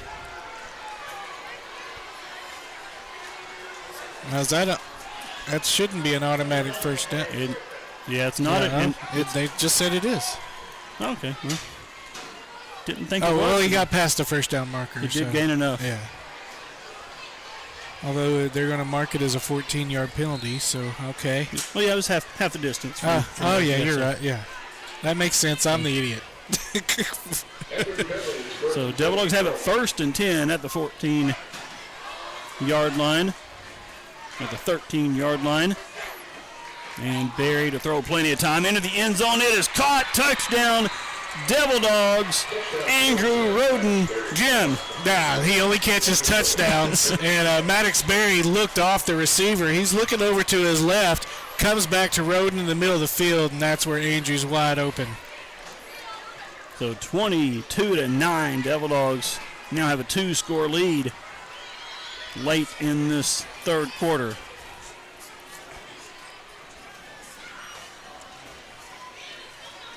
And Tyler Kimbrough, extra point attempt, and this one is no good. Missed it left. He's missed his last two now. With 20 seconds left in the third quarter, Devil Dogs lead at 22-9. And Marlton kicks off after this on KVOM, part of the EAB Sports Network. You want to kick back, get comfortable, and enjoy a great meal? Head to Colton's Steakhouse and Grill of Morrilton. Relax in a fun, casual atmosphere, and they'll take care of serving up tasty, mouth-watering food like USDA Choice hand-cut steaks, ribs that are slow-smoked over hickory daily, delicious chicken and seafood, burgers and sandwiches, entree salads, soups and desserts. And, of course, it wouldn't be a meal at Colton's without peanuts. Yep, we know what's at stake at Colton's Steakhouse and Grill of Morrilton. 20 seconds left, third quarter. Devil Dogs have opened up a 13-point lead, now 22-9. Tyler Kimbrough will kick off. Again, going towards that left sideline. This one's going to go out of bounds, though. This is what Coach McNabb talked about in the coaches show. When teams would do this, they'd back them up, make them kick again. But it doesn't look like we're going to do that here. Well, we look like we're going to kick again. Well, yeah, we're still out there. They have all come to the sideline, so I thought they were going to bring their offense onto the field. Yeah, they're going to take it at the 35. Take that, Coach McNabb.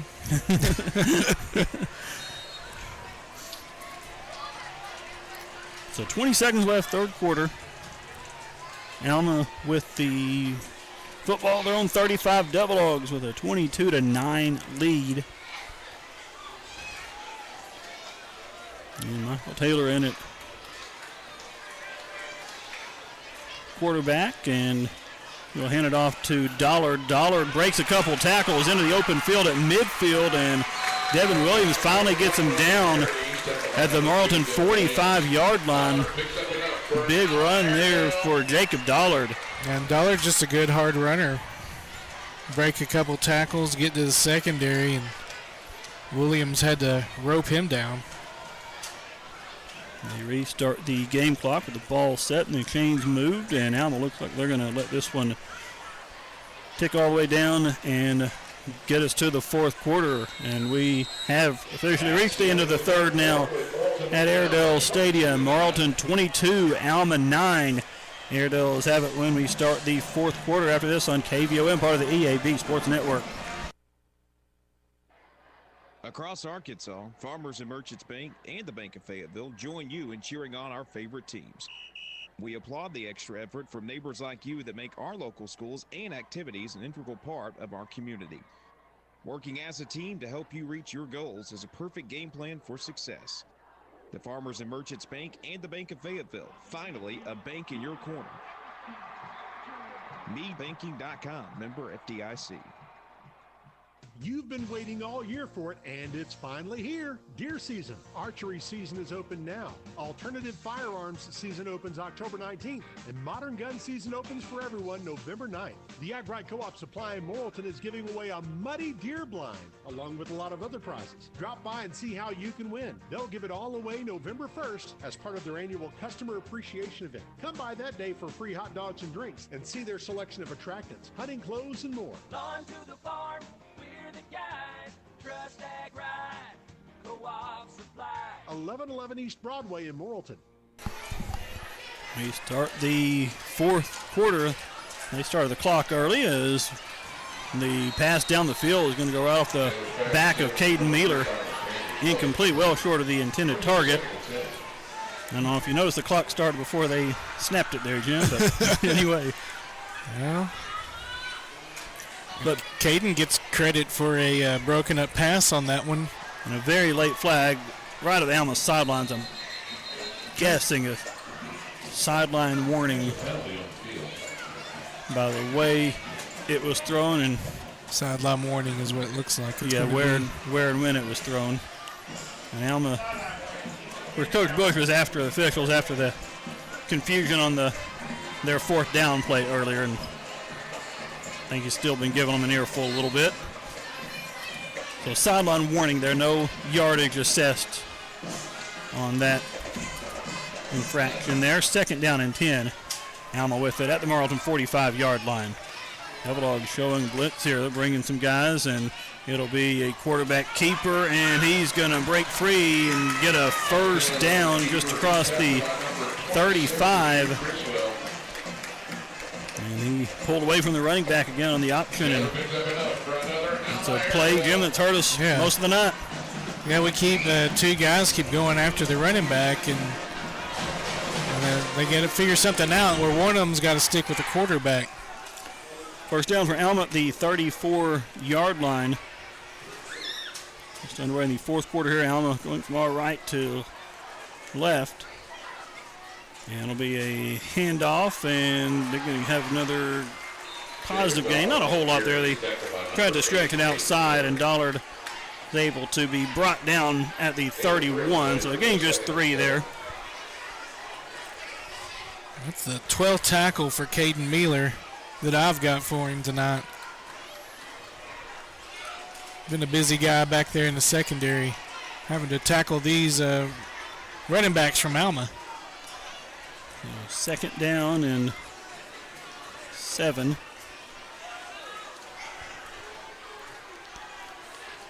And Taylor with Dollard standing to his left. And Taylor is going to tuck it and run, and he's going to have his progress stopped at the 28. He kept moving his feet, but they blew it dead after about a 3-yard gain. It'll bring up 3rd down and 4. Said Hayden Johnson brought him down. I thought KJ was there too, and Criswell hit him high. Can you give all 3 a tackle, Jim? I can. And then I'll fix it later when I get proven wrong. There you go. 3rd and 4 for Alma at the Marlton 28-yard line. And there'll be a quarterback keeper again. He's into the defensive secondary. And again, Cade Mealer to make the tackle, but a first down for Alma up to the 14-yard line.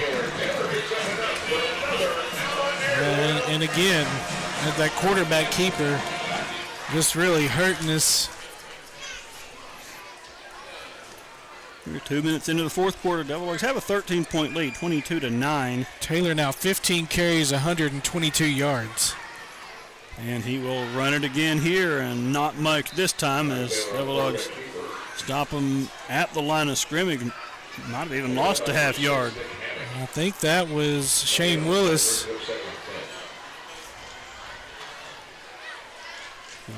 It'll be 2nd down and 10. Although I do have a great in my field of vision here in a post. 2nd down for Alma at the 14-yard line. And Taylor is Dollard behind him. He will fake it to Dollard and throw it wide open to the end zone. Caught by Byron Standard for the touchdown. Well, he finally hurt us there with how we've been lining up, leaving the slot receiver open a lot. But to that point, they hadn't taken advantage of it yet. And they cash in there, 22-15. The score, and Daniel Rodriguez on for the extra point attempt. And this one is up and good. With 9 minutes, 10 seconds left to play, it's a 6-point game. Devil Dogs 22, Alma 16.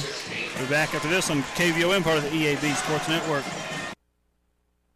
With Mike Rackley of Rackley Furniture. For quite some time, we've been telling folks that you had to temporarily relocate to the North Plaza Shopping Center near Ortega's while you did some major remodeling and repairs on your store across from Walmart. Now you tell me you'll be moving back soon and you need to clear out the temporary store. Right, everything that was on the floor over there will be marked down, ready to move. Mattress sales are going to be great. We need to move it at a good deal. All right, help them and help yourself. The moving sale is underway at Rackley Furniture for a limited time at their temporary location in the North Plaza Shopping Center near Ortega's. 9 minutes, 10 seconds left to play. Devil Dogs lead it by 6, 22-16.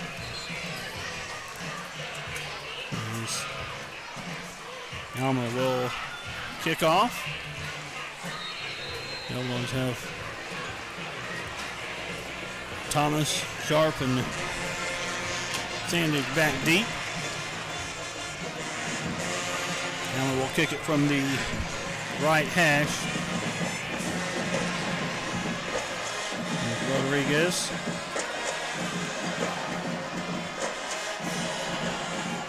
And short sky kick, fair catch around the 30-yard line. Do it again.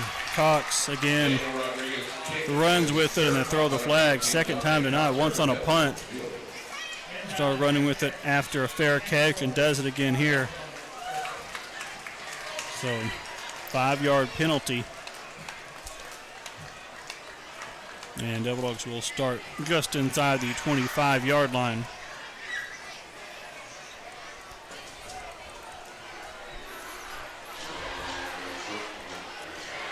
A little over 9 minutes left. Still a lot of time left in this ball game. Devil Dogs lead it by 6, 22-16. And starting at their own 24-yard line. And snap penalty before the snap, false start on Morrilton. So now back inside the 19-yard line on the first down and 15. That's the 7th penalty for the Devil Dogs tonight. I don't know if that's the most we've had all season, but it feels like it. Yeah, they're piling up here. So first and 15 at the 19-yard line, and a lot of movement again prior to the snap, and again a false start. We cost ourselves 15 yards and 3 consecutive penalties.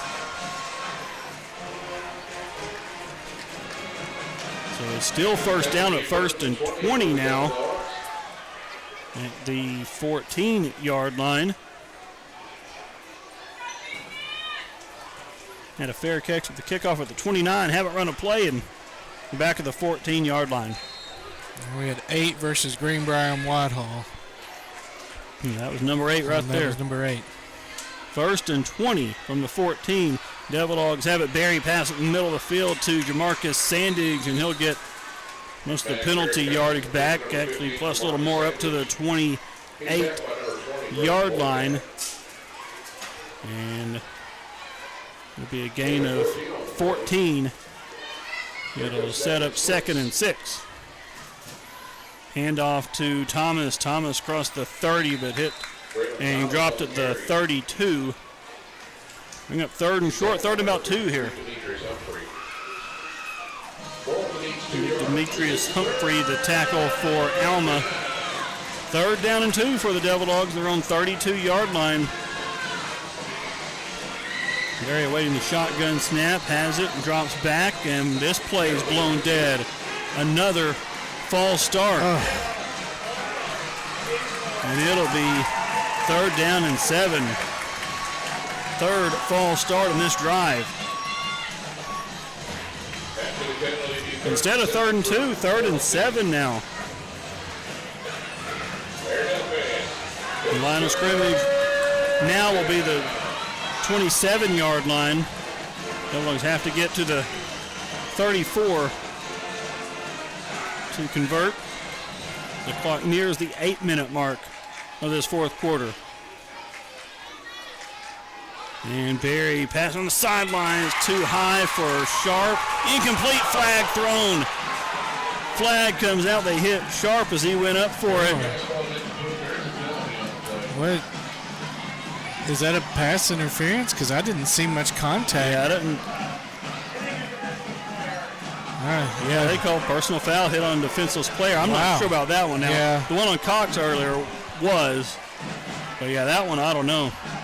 We might have got a little break there. Yeah, I think we did. I mean, he definitely hit him, and the ball was definitely over his head. It didn't look like he got a hand on it, though. Yeah, but it wasn't a defenseless position that time. I mean, yeah. They're just going up making a football play, so, but we'll take it. It's a first down up to the 42-yard line.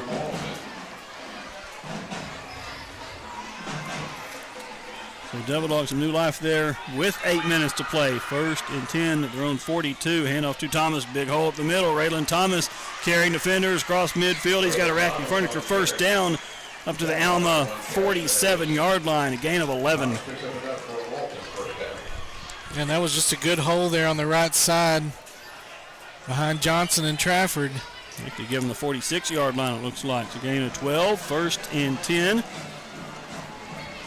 And that puts Raylan over 100 yards for the first time this season. 15 carries, 103.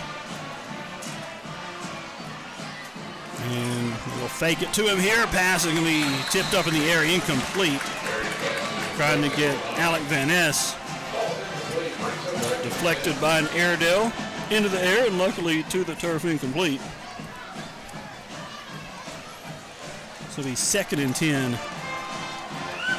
In the Alma 46, 7:32 left to play. Willows lead at 22-16. Andrew Roden goes in motion. They look that way, and the screen pass is incomplete as no one was really looking for it. Sharp and Roden were in the area, but neither one had a chance to catch it. Yeah, I'm not sure. I mean, the defender was all over Sharp, and Andrew wasn't turned around, looking like he was supposed to be blocking that guy. But on a screen pass behind the line of scrimmage, you can make contact. 3rd down and 10. Barry to throw, and he's got Roden. It's going to be a Racky Furniture first down up near the 30-yard line. Yeah, that was a pretty back shoulder throw to Andrew Roden.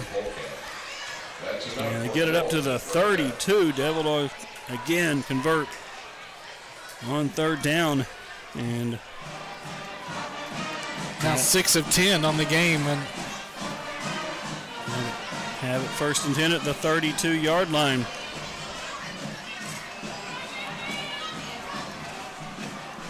Thomas standing just to the right of the quarterback. Trips to the right. One receiver to the left. Thomas gets the carry. Thomas a spin, and he'll get to the 26-yard line. So a 6-yard carry there.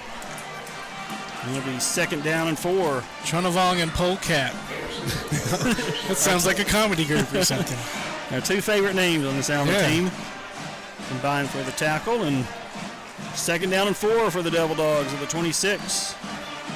Going to change the play at the line of scrimmage. Still 20 on the play clock. Under 7 minutes to play now. And Barry fakes it to Thomas, looking deep down the field. Cox in the end zone, too high, incomplete.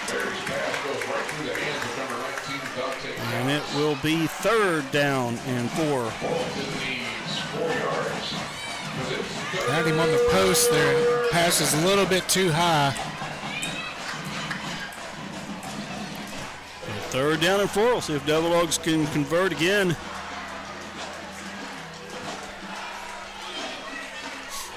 With 6:41 left to play, 6-point Marlton lead. 22-16 our score.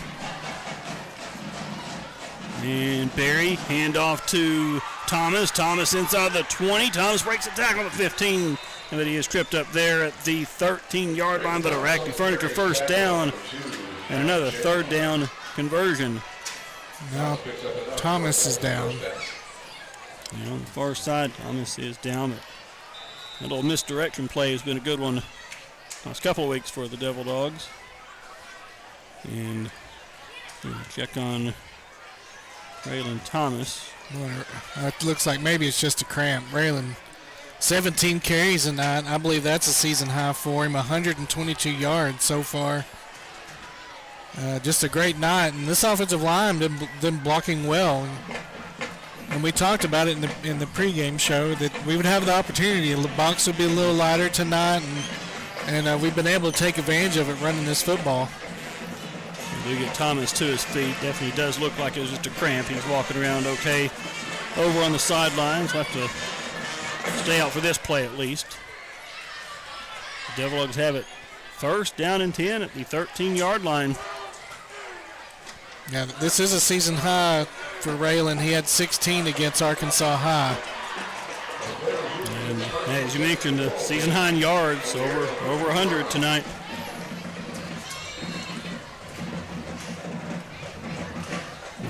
We start the clock back in motion as the Bulldogs taking their time here. The lead, and long look over to the sideline for Barry. Gets ready for the snap. DeMarcus Sanders will be lined up to his right as the running back here.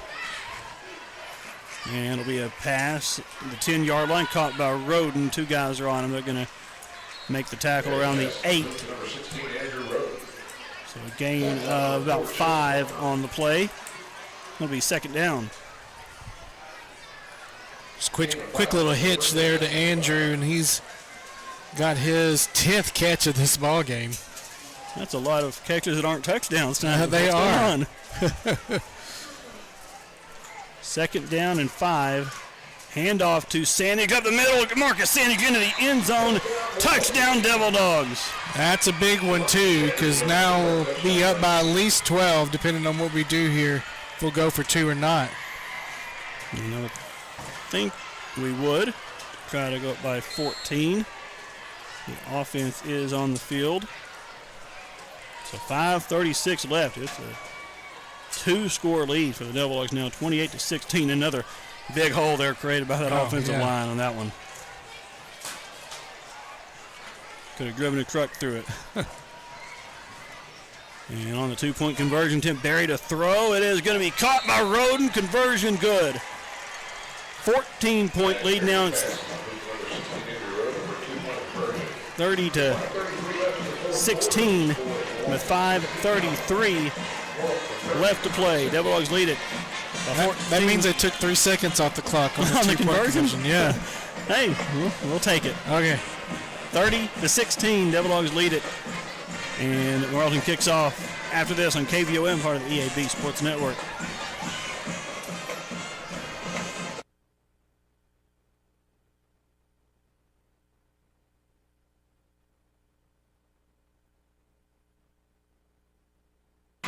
I guess we'll keep it here. Come on, Jack. What are you doing? What are you doing, Jack?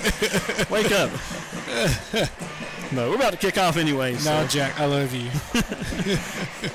5:33 left to play. It's 30-16. So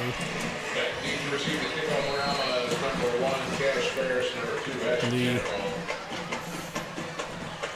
kick is going to be taken inside the 20-yard line. Cash Ferris, he'll get up to the 35. And Alma will start right there. So 5:26 left to play.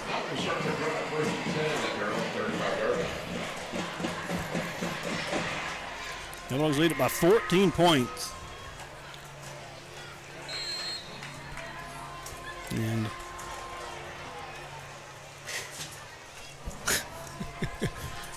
it'll be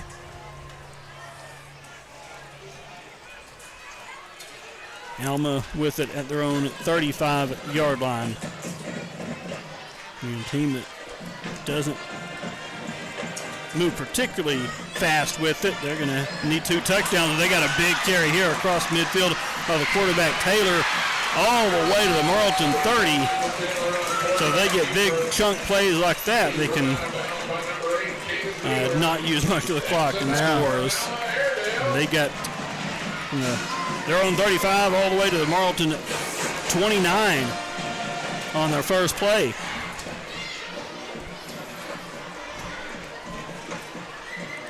So 1st and 10 for Alma. And his quarterback Taylor to throw this time. He is going to be sacked. Devil Dogs get him back at the 35-yard line, and Amron Dixon shoots through there. Yeah, Amron's coming to this ball game.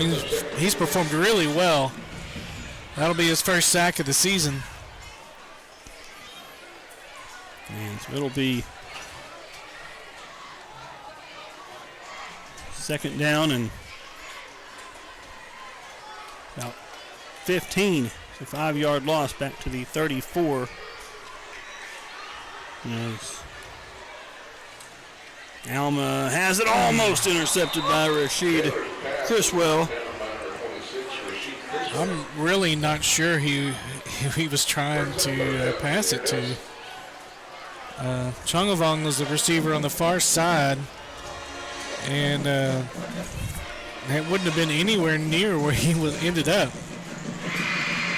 So 3rd down and 15 for the Airedales. With 4:32 left to play.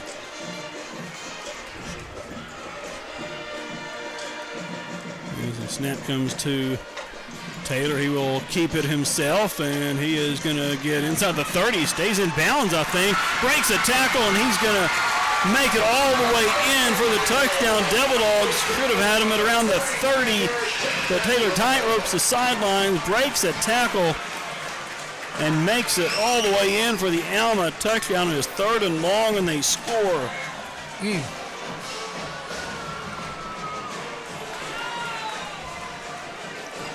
With 4:22 left to play, it's 30-22. And Manuel Rodriguez for the extra point attempt. After a penalty, we got a flag thrown on the far side. And offsides on the Devil Dogs. And Alma will decline it. They'll stay where they are to kick it.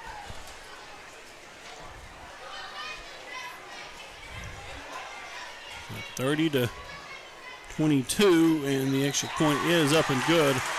We almost got back there and blocked it, but Rodriguez gets it up and through, and it's a 7-point game with 4:22 left to play. Devil Dogs 30, Alma 23.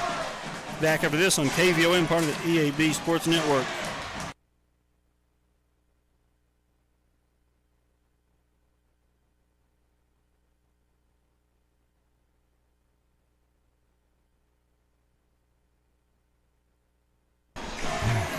And having some technical difficulties.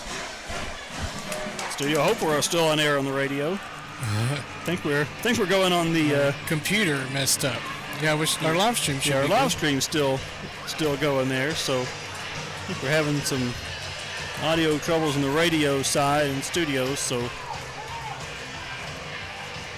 hopefully you're all watching us now. If you've been listening on the radio, we may still be on auto. It's hard for us to tell actually, but we're definitely having trouble getting our commercials to come through. As the Alma kickoff taking the 20-yard line and sending it up to the 30. And Sandage will get it to the 30. Jacob Dollard the tackle. 4:17 remaining. 30-23. Devil Dogs with the lead.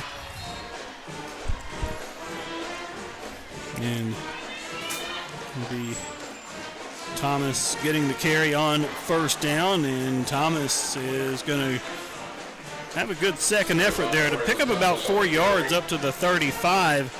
Be 2nd down and 6. Gain of 4 on the play, brings up 2nd and 6. And clock will go under 4 minutes here. Made by number 66, Noah Eagle. And Devil Dogs are taking a little time here. Usually very up-tempo, but the lead here late in this one. Using a little more clock. There he is ready for the snap now. Drops back and rolling to his right down the field. It is going to be incomplete. Going out of bounds. There he took a shot at the end. Jackson Haynes lost his helmet. A flag was thrown. And so we'll see. I like an illegal hands to the face there. Yeah, they dislodged his helmet, so.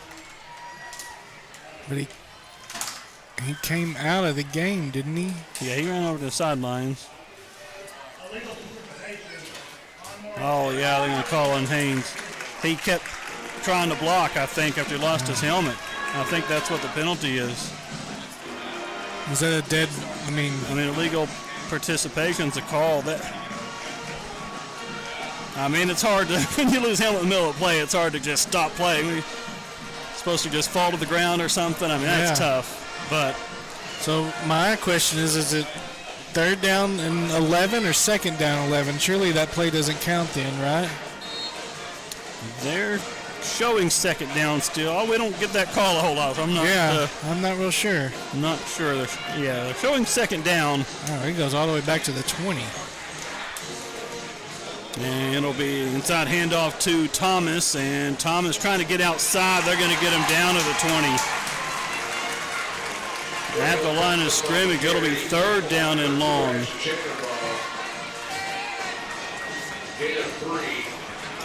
Well, they give him a great spot to the 23. A really good spot, actually, but still third and very long. Devil Dogs have to get it to Mountainburg, I think, to convert this one. Leading by 7, 3 minutes left in this one. Third and long, though, for the Devil Dog offense. And Barry throwing deep down the sidelines and incomplete. Trying to get sharp on the far side and overshot him. Some coverage there for Alma. And Devil Dogs are going to have to punt, and it's going to be up to the defense now. And remember, Alma's blocked a few punts this year, so you got to protect here and make sure August Stovall can get it away. August has punted well all year. Need another good one here. He stands around the 10-yard line. The good clean snap, but he dropped it, but does get it away. A high kick, and it will be a fair catch back around the 40. So, wow, that was dangerous there, but Stovall dropped it. It was good snap, but he dropped it, picked it up, and still got it away in a really high kick, and still some pretty good distance on it back to the Alma 40. Yeah, 37-yard punt. And a fair catch, no return, but Alma has it with 2:46 left to play. They have 2 timeouts to work with, and they're down by 7. In another game against the Airedales, that's going to come down to the wire here. Michael Taylor, their quarterback, 19 carries, 186 yards, and a touchdown. Landon Morris has left the ball game. He had 77 yards. Jacob Dollar's got 64 yards on the ground, and Israel Towns Robinson now 12 carries, 25 yards for the D2 prospect. Develo's done a great job on him, but the quarterback run has killed us. They're going to do a little screen pass to Robinson. He is stopped in the backfield. Rashid Criswell blows that play up, and the Airedales lose a couple yards. Yeah, that was a good job there by Criswell. Reading that screen, coming up and make the tackle. On second down and along 11, we'll call it. And option, they'll give it to the running back. Oh, he breaks a couple tackles in the backfield, and now he gets free outside. Oh, my goodness. It's a foot race to the 30, the 20. Forced out of bounds. Caden Mueller saved the touchdown. Devil Dogs should have had him in the backfield. They were all over him. But Towns Robinson, in his best run of the night, will take it all the way to the 16-yard line. Got a Devil Dog down. Andrew Roden down in the backfield. Makes his way up. Oh, my goodness. 2:05 left to play. Alma has it 1st and 10 at the Marlton 16-yard line. Devil Dogs lead by 7.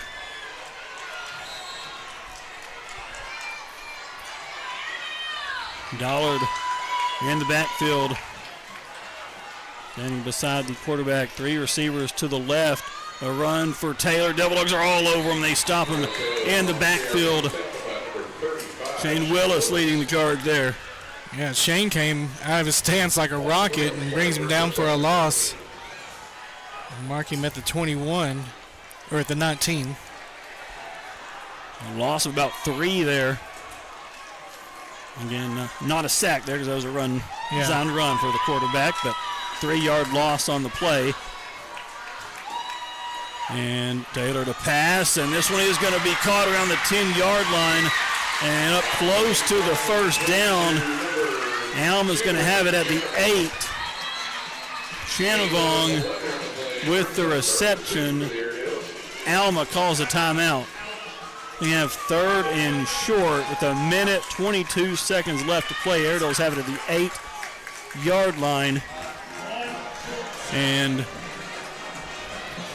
this one is coming down to as we expected. Yeah. As we expected. Coming down to the very end here. It'll be 3rd and we're saying 2 on the board, but really more like a yard or maybe a yard and a half.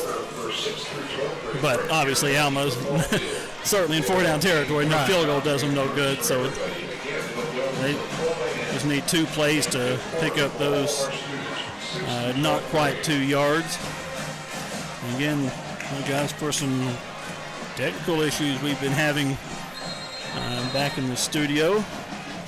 And again, we are going on the video as far as I can tell, so maybe on the radio. I don't know honestly, but this is been quite a game here in Alma. Everyone's trying to hold on. 30-23 the score. Airedale's with it just outside the 7-yard line. They still have 1 timeout remaining. Of course, plenty of time on the clock, where they are 1:25 seconds left on 3rd and short. And a bunch formation will send 1 receiver out. Everyone else right around the football will be Towns Robinson to receive the snap. Down to 5 on the play clock. And they just get it away. Towns Robinson will keep it. He's going to get to the 5. He's got the first down. The 5-yard line. 1st and goal for Alma. Just inside the 5. That was just all power by Towns Robinson. They're going to that strong side. There's 2 tight ends over there. Neville's going to play her on late, and they have a timeout called, I believe, by the Devil Dogs. It'll be the first timeout called by Marlton here with 1:17 seconds remaining in this ball game. Devil Dogs lead at 30-23, and we have stayed on air the entire time, I've been told. So, good. That is good, but we have had apparently an issue getting our commercials played, at least feeding them to us anyway. So we do have the timeout here, but we'll just stay on to make sure. So Devil Dogs are going to come out of this timeout to try to get our technical issues addressed. And it's a 1st down and 1st and goal here for the Airedales at the 4-yard line. And the Airedales come out. Well, 1st and goal in the backfield for Alma's Taylor and Towns Robinson. Eric, I'll let you take it. 1st and goal for the Airedales, rolling to the left, throwing to the back of the end zone, and it is incomplete, broken up by Josh Sharp. As it'll be 2nd down and goal with 1:11 seconds remaining. And I think we have everything working, Jim, as far as our technical stuff. So we now need the Devil Dog defense to work for about 3 more plays here. It looks like we're going to have a little more Towns Robinson time here, and Cody runs onto the field and called timeout. So we'll see if we can take this one. I think we can. With 1:11 seconds left, 2nd and goal for Alma from the 4. Devil Dogs lead at 30-23. Back in 30 seconds on KVOM, part of the EAB Sports Network. Broadcast legend turned family therapist. Parents, if you have a child chronically late for school because they can't get up on time, cook Petit Jean bacon for breakfast. When your home is filled with that hickory smoke flavor, you don't just start the day, you embrace the day. Petit Jean bacon in the pan means the morning will pan out better than planned. Family owned and operated for 4 generations. Petit Jean meat. Oh, you'll taste the difference. 1 minute, 11 seconds left. It's 2nd and goal for Alma at the 4-yard line. Devil Dogs lead by 7. Each team down to 1 timeout now. Alma try to pass to the back of the end zone on 1st down. They have 3 more cracks at it here. And they'll line up with 2 receivers to the left. Towns Robinson to the right of the quarterback. Taylor will run it to the right. Taylor's going to get into the end zone for the Alma touchdown. So they're within 1. We'll see what they do. I expect they'll go for 2. I expect they go for 2 too. And that's what Coach Bush is saying. He's saying stay on the field, offense. So here we go. Still 1 minute, 7 seconds left, but Alma's going to try to take the lead here. Instead of extra point attempt to tie it, they're going to go for 2 and try to take the lead.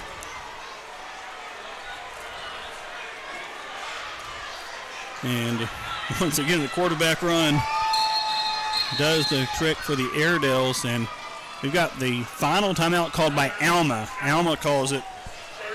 1 minute, 7 seconds left, 30-29. Devil Dogs the lead. Alma going for 2 and the lead. And we'll have that play for you after this 30-second timeout on KVOM, part of the EAB Sports Network. Roofing Company is celebrating 60 years of service to Conway County. Frank Ross on the Ross Roofing Difference. For 30 years, I've told people what I do. Let me tell you what I don't do. I don't send anyone to your house. I don't cold call. I don't put cards on doors. When you call Ross Roofing, you get Frank Ross. I come to your house. I want to meet you. One of my favorite parts of this business is meeting everyone. And I don't take deposits. You're not going to pay for something you don't have yet. You pay us when you tell us you're happy.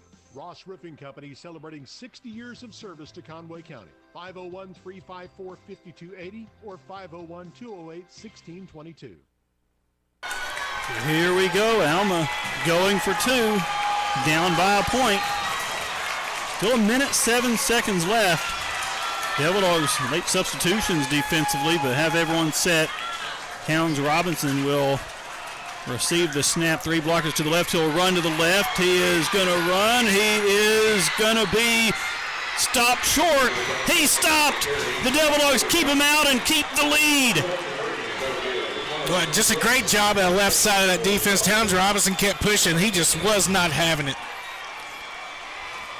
And they loaded that side with the blockers. He went right behind him, but Devil Dogs get the stop, and Towns Robinson's down. Now he finally got up. So 1 minute, 2 seconds left. They ran the clock there on that conversion attempt as well. Now we have to recover an onside kick. If we do that, we're going to win the ball game. And guess what? It's a 1-point game again. So Alma will attempt an onside kick. They are out of timeouts, and all we got to do is recover this, fall on the football, and then kneel down the offense back out there. But have to recover here. And you know, Alma's worked on these onside kicks, and luckily this is one you know it's coming, so Devil Dogs will be ready for it. And they will put the ball over on the right hash, it looks like, or just inside the right hash.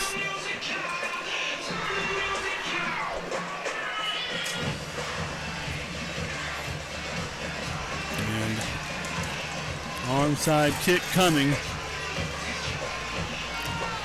A program doesn't like when they run the clock on the two-point conversions. They're not supposed to run it. But here we go. Onside kick on the way, and it's a flag. Timeout, Marlton. So Coach McNabb wanted to see how Alma came out, what they showed, and Alma will probably come out with a different look on their onside kick now. But this has been a classic Marlton-Alma matchup tonight. I would rather have a non-classic where we actually beat them pretty bad for once. Yeah, we don't get many like that. I guess no. It was 2012. I guess it was 35-7 when we beat them here. Let me go back there. Yeah, 35-7 in 2012. I mean, yeah. And then they beat us at our place when the year we won the state title the next year. So, but comes down to this right here. The onside kick with 62 seconds left, and it is going to be loose. I think Alma's got it. Oh, my goodness. Alma recovers.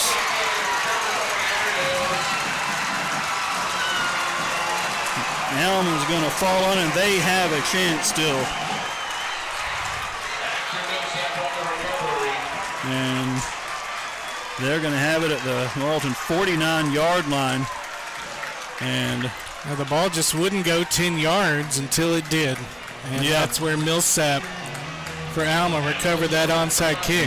Coach McNabb's out there maybe pleading that they touched it before it went 10, but it went. I think it went. They waited just long enough to touch it, and they recovered. So Airedale's have a chance. A minute, 2 seconds left. No timeouts, though, for Alma. And here we go. It'll be Taylor to throw, and they've got a reception at the 40-yard line. Caden Mealer will get Standridge out of bounds there. They pick up 9. It'll be 2nd and 1. They get out of bounds, stop the clock. And I hate to bring it up, but the kicker's got some leg on him. And actually, they kept the clock running there. And to throw, Taylor, this one, they somehow thread it in there and get a reception. Thought that one was going to be picked off, but they get it to Towns Robinson. They've got a first down around the 31. So he was in bounds. Clock will restart when the ball is ready. It is ready. They spike it. With 32 seconds left, it'll be 2nd down and 10. I don't know how they caught that last one. Yeah. I mean, Sharp was right there, another Devil Dog too, but somehow they got it into Towns Robinson, and the spike here with 32 seconds left, 2nd and 10. Line of scrimmage, the 31. 3 receivers to the right, ball on the left hash. Taylor to throw, pressure comes, he gets rid of it, and it is going to be tipped and almost intercepted. Sharp almost had that one. He's the one who tipped it. Almost came down with the INT while he was on the ground. Caden Mealer, almost. Yeah, they trying to go to Towns Robinson. Meanwhile, on the other side of the field, they had a receiver headed straight to the end zone, uncovered. So 28 seconds left, 3rd and 10 for Alma at the 31-yard line. Rolling to his right, Taylor to throw, and he's going to throw it away. They held Rashid Criswell. The flag is thrown. So incompletion would be 4th down, so you could have 4th and 10 or 3rd and 20. And it looks like, I think you want to push them back here. So we'll push them back 10 yards, and it'll be 3rd down again, 3rd and 20. With 23 seconds left. Line of scrimmage will be the 41 now. Again, no timeouts remaining for the Airedales.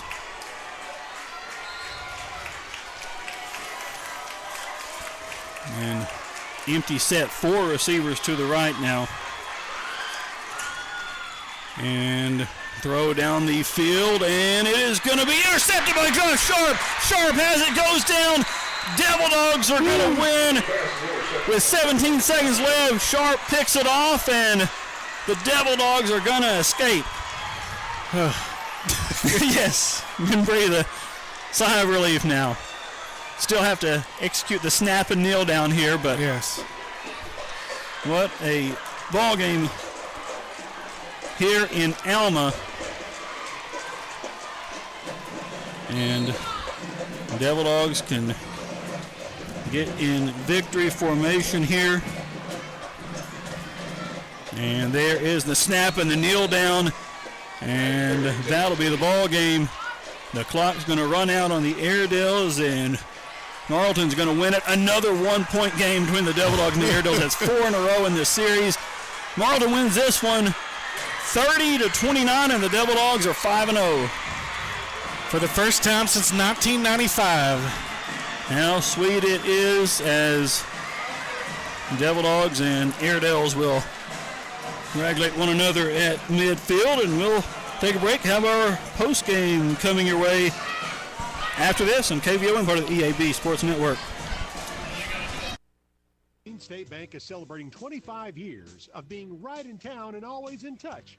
Conway County's only locally chartered bank opened for business on February 16, 1999. And they're celebrating this milestone all year long, giving away $25 on the 25th day of each month with the winner at each of the bank's 3 locations. Congratulations to the winners from the September 25th drawing: Jeanette Davis, Timothy Maxwell, and Curtis Connor. Stop by the main bank, lending services, or the university branch and sign up for the next drawing, to be held October 25th. It's the 25th anniversary celebration all year long at Petit Jean State Bank, member FDIC. Welcome home to hometown banking, Petit Jean State Bank. In-Speech Therapy has been serving the Morrilton community for almost 25 years. We are thankful for the opportunity to serve the students of the South Conway County School District and surrounding areas in Central Arkansas. Our clinic is located right here in Morrilton at 1510 East Harding Street, where we offer speech therapy for children and adults, along with reading, spelling, and tutoring support. To find out more, call 501-289-1419 or check us out on Facebook. You can also visit our website, inspeechtherapy.com. That's the letter N, speechtherapy.com. We are proud to support Devil Dog Athletics. Go Dogs! Hello, this is Brigham Jones, and I'm running for re-election for Conway County Justice of the Peace for District 6. While on the Quorum Court, I've helped implement new county ordinances that streamline county government, cut wasteful spending, and help secure raises for all county employees. As chairman of the jail committee, I've worked alongside the sheriff and jail administrator to restructure jail funding, which will bring in more than $250,000 to the county this year alone without costing you, the taxpayer, any more money. I ask for your vote on November 5th so we can keep Conway County moving forward. Re-elect Brigham Jones, Conway County Justice of the Peace on November 5th. Paid for by Brigham Jones for Justice of the Peace. Hi folks, Jeff at Hagen's Dodge here. If you live in Morrilton or Conway County and are looking for a new Chevrolet, you don't have to go out of town. You have a local family-owned dealership that can take care of all your Chevrolet needs, from a new Corvette to a new light or heavy-duty truck. Hagen's Mountain View Chevrolet can fill your order. We will deliver it to your doorstep. Hagen's Mountain View Chevrolet has been taking care of customers for over 22 years. Shop us online at hillbillyhandy.com. Healthcare Pharmacy in Morrilton is your trusted, locally owned Good Neighbor Pharmacy. It's where you'll find all your prescription and immunization needs. They know you and your doctor, and they'll give you written advice on how to take your medicine properly and any possible side effects. That's personalized service that you deserve from your pharmacist. Healthcare Pharmacy, number 10 Hospital Drive in the Morrilton Medical Clinic building, 501-354-1460.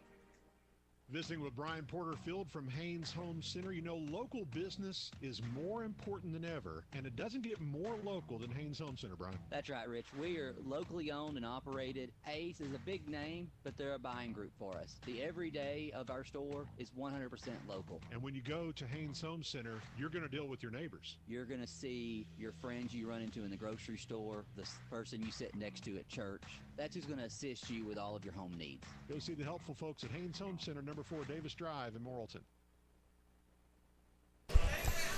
You're back from Alma, and what a ball game again here between the Devil Dogs and the Airedales. Marlton hangs on, wins it 30-29, and did face our first deficit of the season. Alma scored in the game's first possession, a field goal, but we did not trail from that point on after we scored a touchdown soon thereafter. Yeah, by the skin of our teeth. Kept the lead the rest of the way somehow. But let's run through the scoring summary and stats. All right. Well, it was a first quarter Daniel Rodriguez 25-yard field goal for Alma at the 8:53 mark, and that gave Alma a 3-0 lead early in the ball game. Devil Dogs answered later in the first quarter at the 1:51 mark on a 3-yard touchdown run by Raylan Thomas. Tyler Kimbrough kicked the extra point. It was 7-3 Devil Dogs. The second quarter was fumbles and bumbles for the offense inside the 5-yard line. They fumbled once, threw an interception another time, and the halftime score ended at 7-3 with the Devil Dogs in the lead. Marlton got on the board in the third quarter at the 9:15 mark with a 20-yard field goal by Tyler Kimbrough. That pushed the lead to 10-3. Alma went down the field, and Israel Towns Robinson carried it in from 6 yards out. The extra point was no good, and Marlton held the 10-9 lead. At 2:50 in the third quarter, the next drive, Andrew Roden caught a touchdown pass from Maddox Berry from 4 yards out. The extra point was no good. It was 16-9 Marlton. A turnover, and then a quick score from Marlton was another touchdown pass from Berry to Roden at the 22nd mark from 14 yards out this time. Again, the extra point was no good. It was 22-9. Alma went down the field and scored on a 15-yard touchdown pass from Michael Taylor to Byron Standridge. Daniel Rodriguez kicked the extra point to make it 22-16. Marlton answered at 5:36 to go in the game. Jamarcus Sandage carried it in from 8 yards out. The 2-point conversion was good from Maddox Berry to Andrew Roden, and it was 30-16. And then Alma closed it out with 2 scores, both of them by Michael Taylor, a 34-yarder at 4:22. The extra point was good to make it 30-23. Then Taylor carried it in from 5 yards out at the 1:08 mark. Alma went for 2, and Israel Towns Robinson was stopped at the 1-yard line to preserve the win for the Devil Dogs, 30-29. Looking at the game stats, we've got 22 first downs for the Devil Dogs, 21 for Alma, 130 yards rushing for Marlton tonight. Oh, Cody's not going to like this. 403 yards rushing for the Airedales. 269 yards passing for Marlton, 50 for Alma. So 61 plays for 399 yards for the Devil Dog offense tonight. 72 plays, 453 yards for Alma on this evening. Penalties a big thing for the Devil Dogs. A season high 10 penalties for 80 yards, and it was a comedy of errors there too. It seemed like most of the night. 6 penalties for 69 yards for the Airedales. Possession time, we talked about the big. I think Marlton only had the ball 6 minutes in the first quarter or first half. Well, they got it for 11 minutes, so almost split even there in the second half, but Alma with 30 minutes and 45 seconds of possession. And it's missing some seconds there because apparently they went and ran clock on the 2-point conversions, yeah. On third down, Marlton 7-12 tonight, Alma 9-15. Alma 0 for 1 on fourth down this evening. Individually, Raylan Thomas, a whale of a game from him, 19 carries, 129 yards, and a touchdown. Jamarcus Sandage carried it one time for 8 yards in the score. Landon Boyer carried it once for 0 yards. Maddox Berry carried it once for -1. Maddox Berry, 22 of 38 for 269 yards and 2 touchdowns and 1 interception on the evening. Andrew Roden, 10 catches, 108 yards, and 2 scores. Jamarcus Sandage, 7 catches, 92 yards. Dante Cox, 2 catches for 36. Alec Van Ness, 2 catches for 16, and Raylan Thomas once for 17. August Stovall punted twice and averaged 40 yards per punt. One of those was down inside the 20. Sandage had a 39-yard punt return and a long kickoff return of 30 yards, but he returned it 3 times this evening for about 20 yards per return. Kimbrough kicked a 20-yard field goal, and Sandage is going to finish with 197 all-purpose yards this evening. Defensively, I've got Caden Mealer right now for 16 tackles to lead the way, and he also had a pass breakup. Rasheed Criswell, 7 tackles, 2 tackles for loss, a pass breakup, and a blocked punt. KJ Foster, 7 tackles and a half tackle for loss. Nick Hammock, 7 tackles, 1.5 tackles for loss. Amron Dixon, 6 tackles, a sack, and 2 tackles for loss tonight, and that was mostly all in the second half. Shane Willis, 4 tackles, 3 tackles for loss. Landon Boyer, 4 tackles. Devin Williams is going to finish with 3 tackles. Jamarcus Sandage, 3 tackles, 1.5 tackles for loss, and a pass breakup. That was Andrew Roden, I'm sorry. Andrew Roden, 3 tackles, 1.5 tackles for loss, and a pass breakup. Jamarcus Sandage was 3 tackles, a half tackle for loss. 2 tackles each for Kamarius Criswell, Josh Sharp, and Darian Tonygay. And Sharp did have the interception to seal the ball game and 2 pass breakups tonight. 1 tackle each for Kai Urey, Hayden Johnson, Grant Pruitt, and Ethan Russell to close out the stats tonight for the Devil Dogs. Devil Dogs 5-0. Has not been easy in conference play, and a 1-point win here, 30-29 over Alma. We'll recognize our players of the game right now. Colton Steakhouse does an offensive and a defensive player of the game, gives each of these guys a T-shirt and a gift card to Colton's. And for our offensive player of the game tonight is going to be Jamarcus Endig. Yeah, Jamarcus has got 7 catches tonight for 92 yards. He made a couple big third down catches, and then he came in after Raylan Thomas cramped up and took his touchdown away from him. I guess you could say Jamarcus had an 8-yard rushing touchdown tonight for the Devil Dogs. Yes, a big game, and those good kick returns as well that you mentioned. So really good night for Jamarcus, the Colton's offensive player of the game.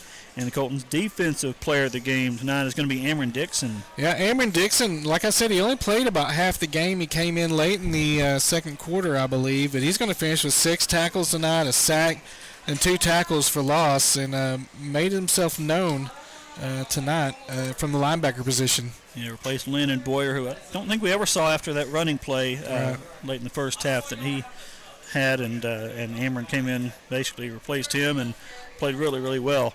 So he's the Colton's defensive player of the game.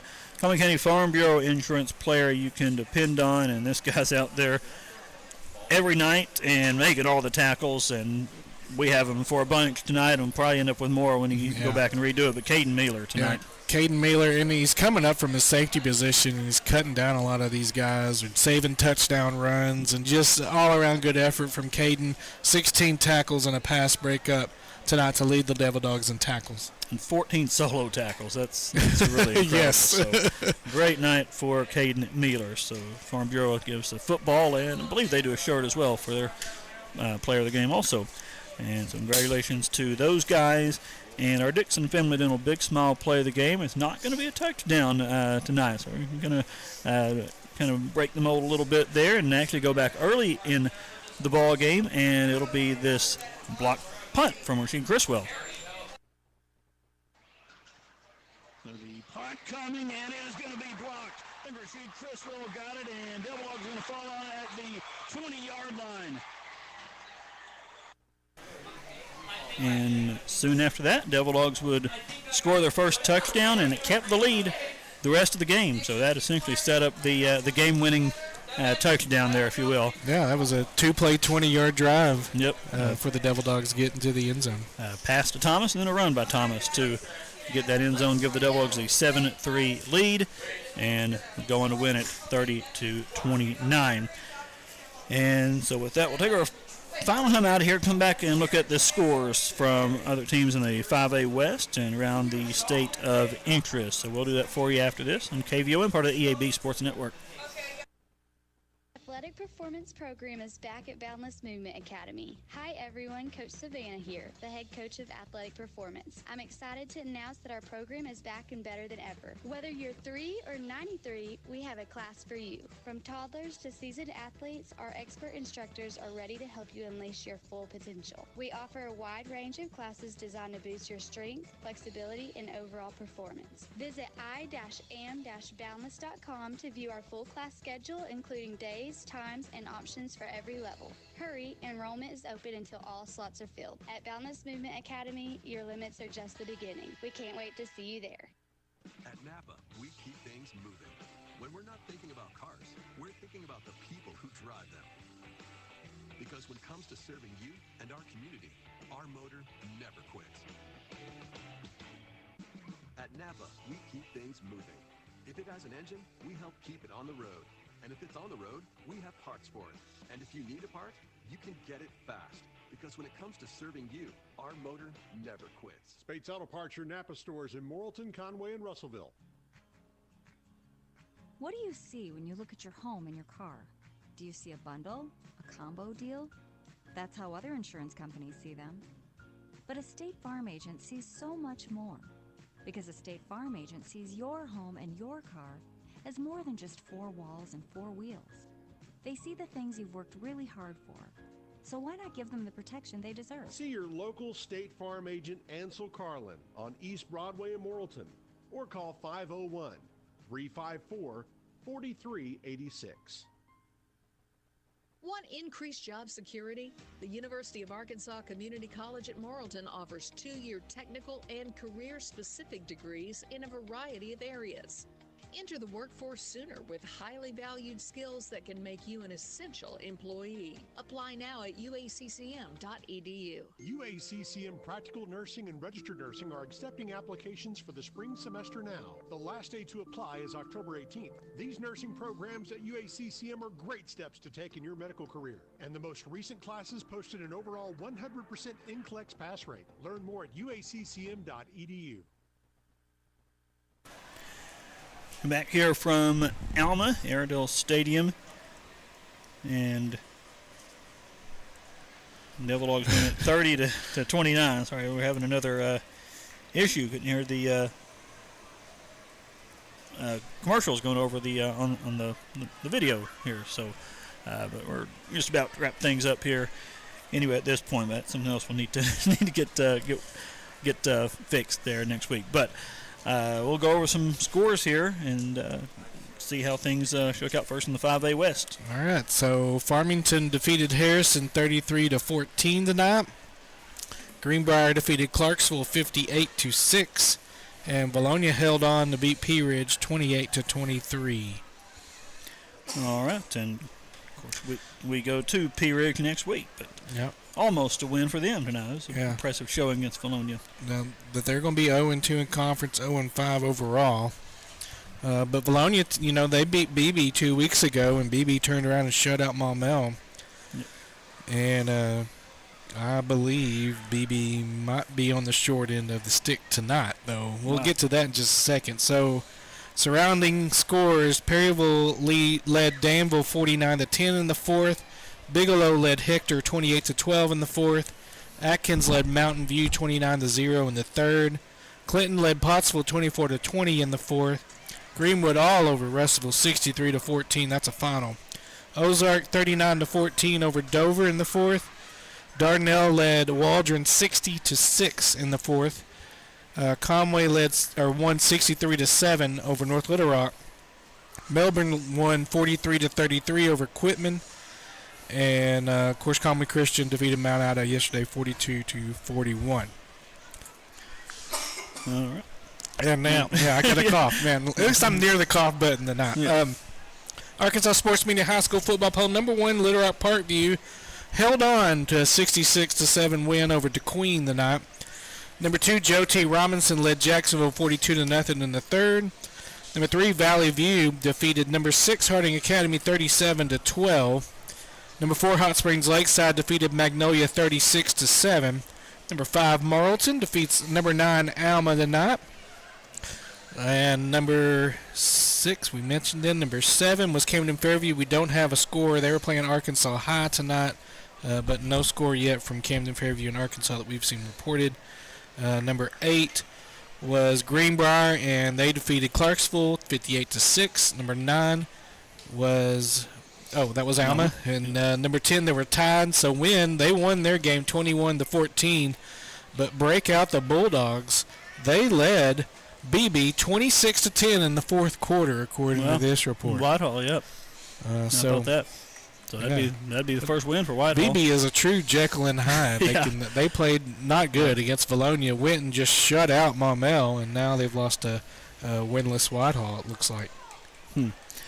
So, anyway, there you go. And, of course, Rex Nelson will be on just a few minutes here to take you up till midnight with all the scores from everybody around the state. But we'll wrap things up here. And, again, his final thoughts on this one, Jim, is a crazy game, but Devil Dogs get it done. And, again, it was a lot of missed opportunities for the Devil Dogs. They turned it over inside the 5-yard line twice. A lot of missed tackles. Again, Cody's not going to be happy about that. But in the end, this team held on, stopped them on the 2-point conversion, and won this football game to move to 5-0 for the first time since 1995. Yep. So, good win. Yeah, you came in worried about the running back. Towns Robinson did a good job on him, except his last long carry. Got his numbers up there a little bit, but otherwise held him in check all night. But the quarterbacks running, they had some monster nights. Whoever they had back there, of course, Morris ended up getting hurt, but Taylor, their starter, had a whole bunch of yards. And the Devil Dogs find a way. They win it. It's never easy to win at Alma. So you can come here and go back home with the win. It doesn't happen a whole lot. So certainly take that, even if it's by just 1 point. And 5-0, we'll try to go to 6-0 next week when we go to Pea Ridge. And again, they had a good showing tonight against Valonia, so they've struggled for the most part, really, ever since they've been in 5A, really. And I have not been alive since Marlton was last 6-0. Wow, 1979. So it was at least a few weeks before I was born. Yep. So that's pretty crazy.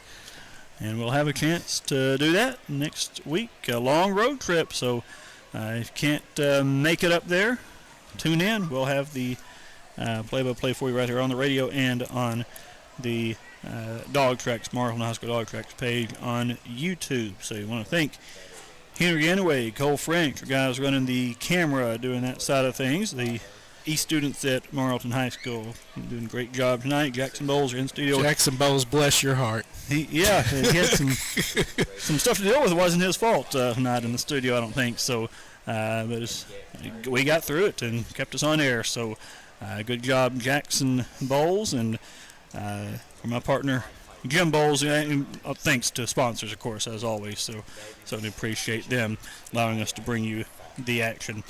But for our partner Jim Bowles, I'm Eric Tyler from Alma, where the Devil Dogs defeat the Airedales 30-29. Eric Tyler sings so long for just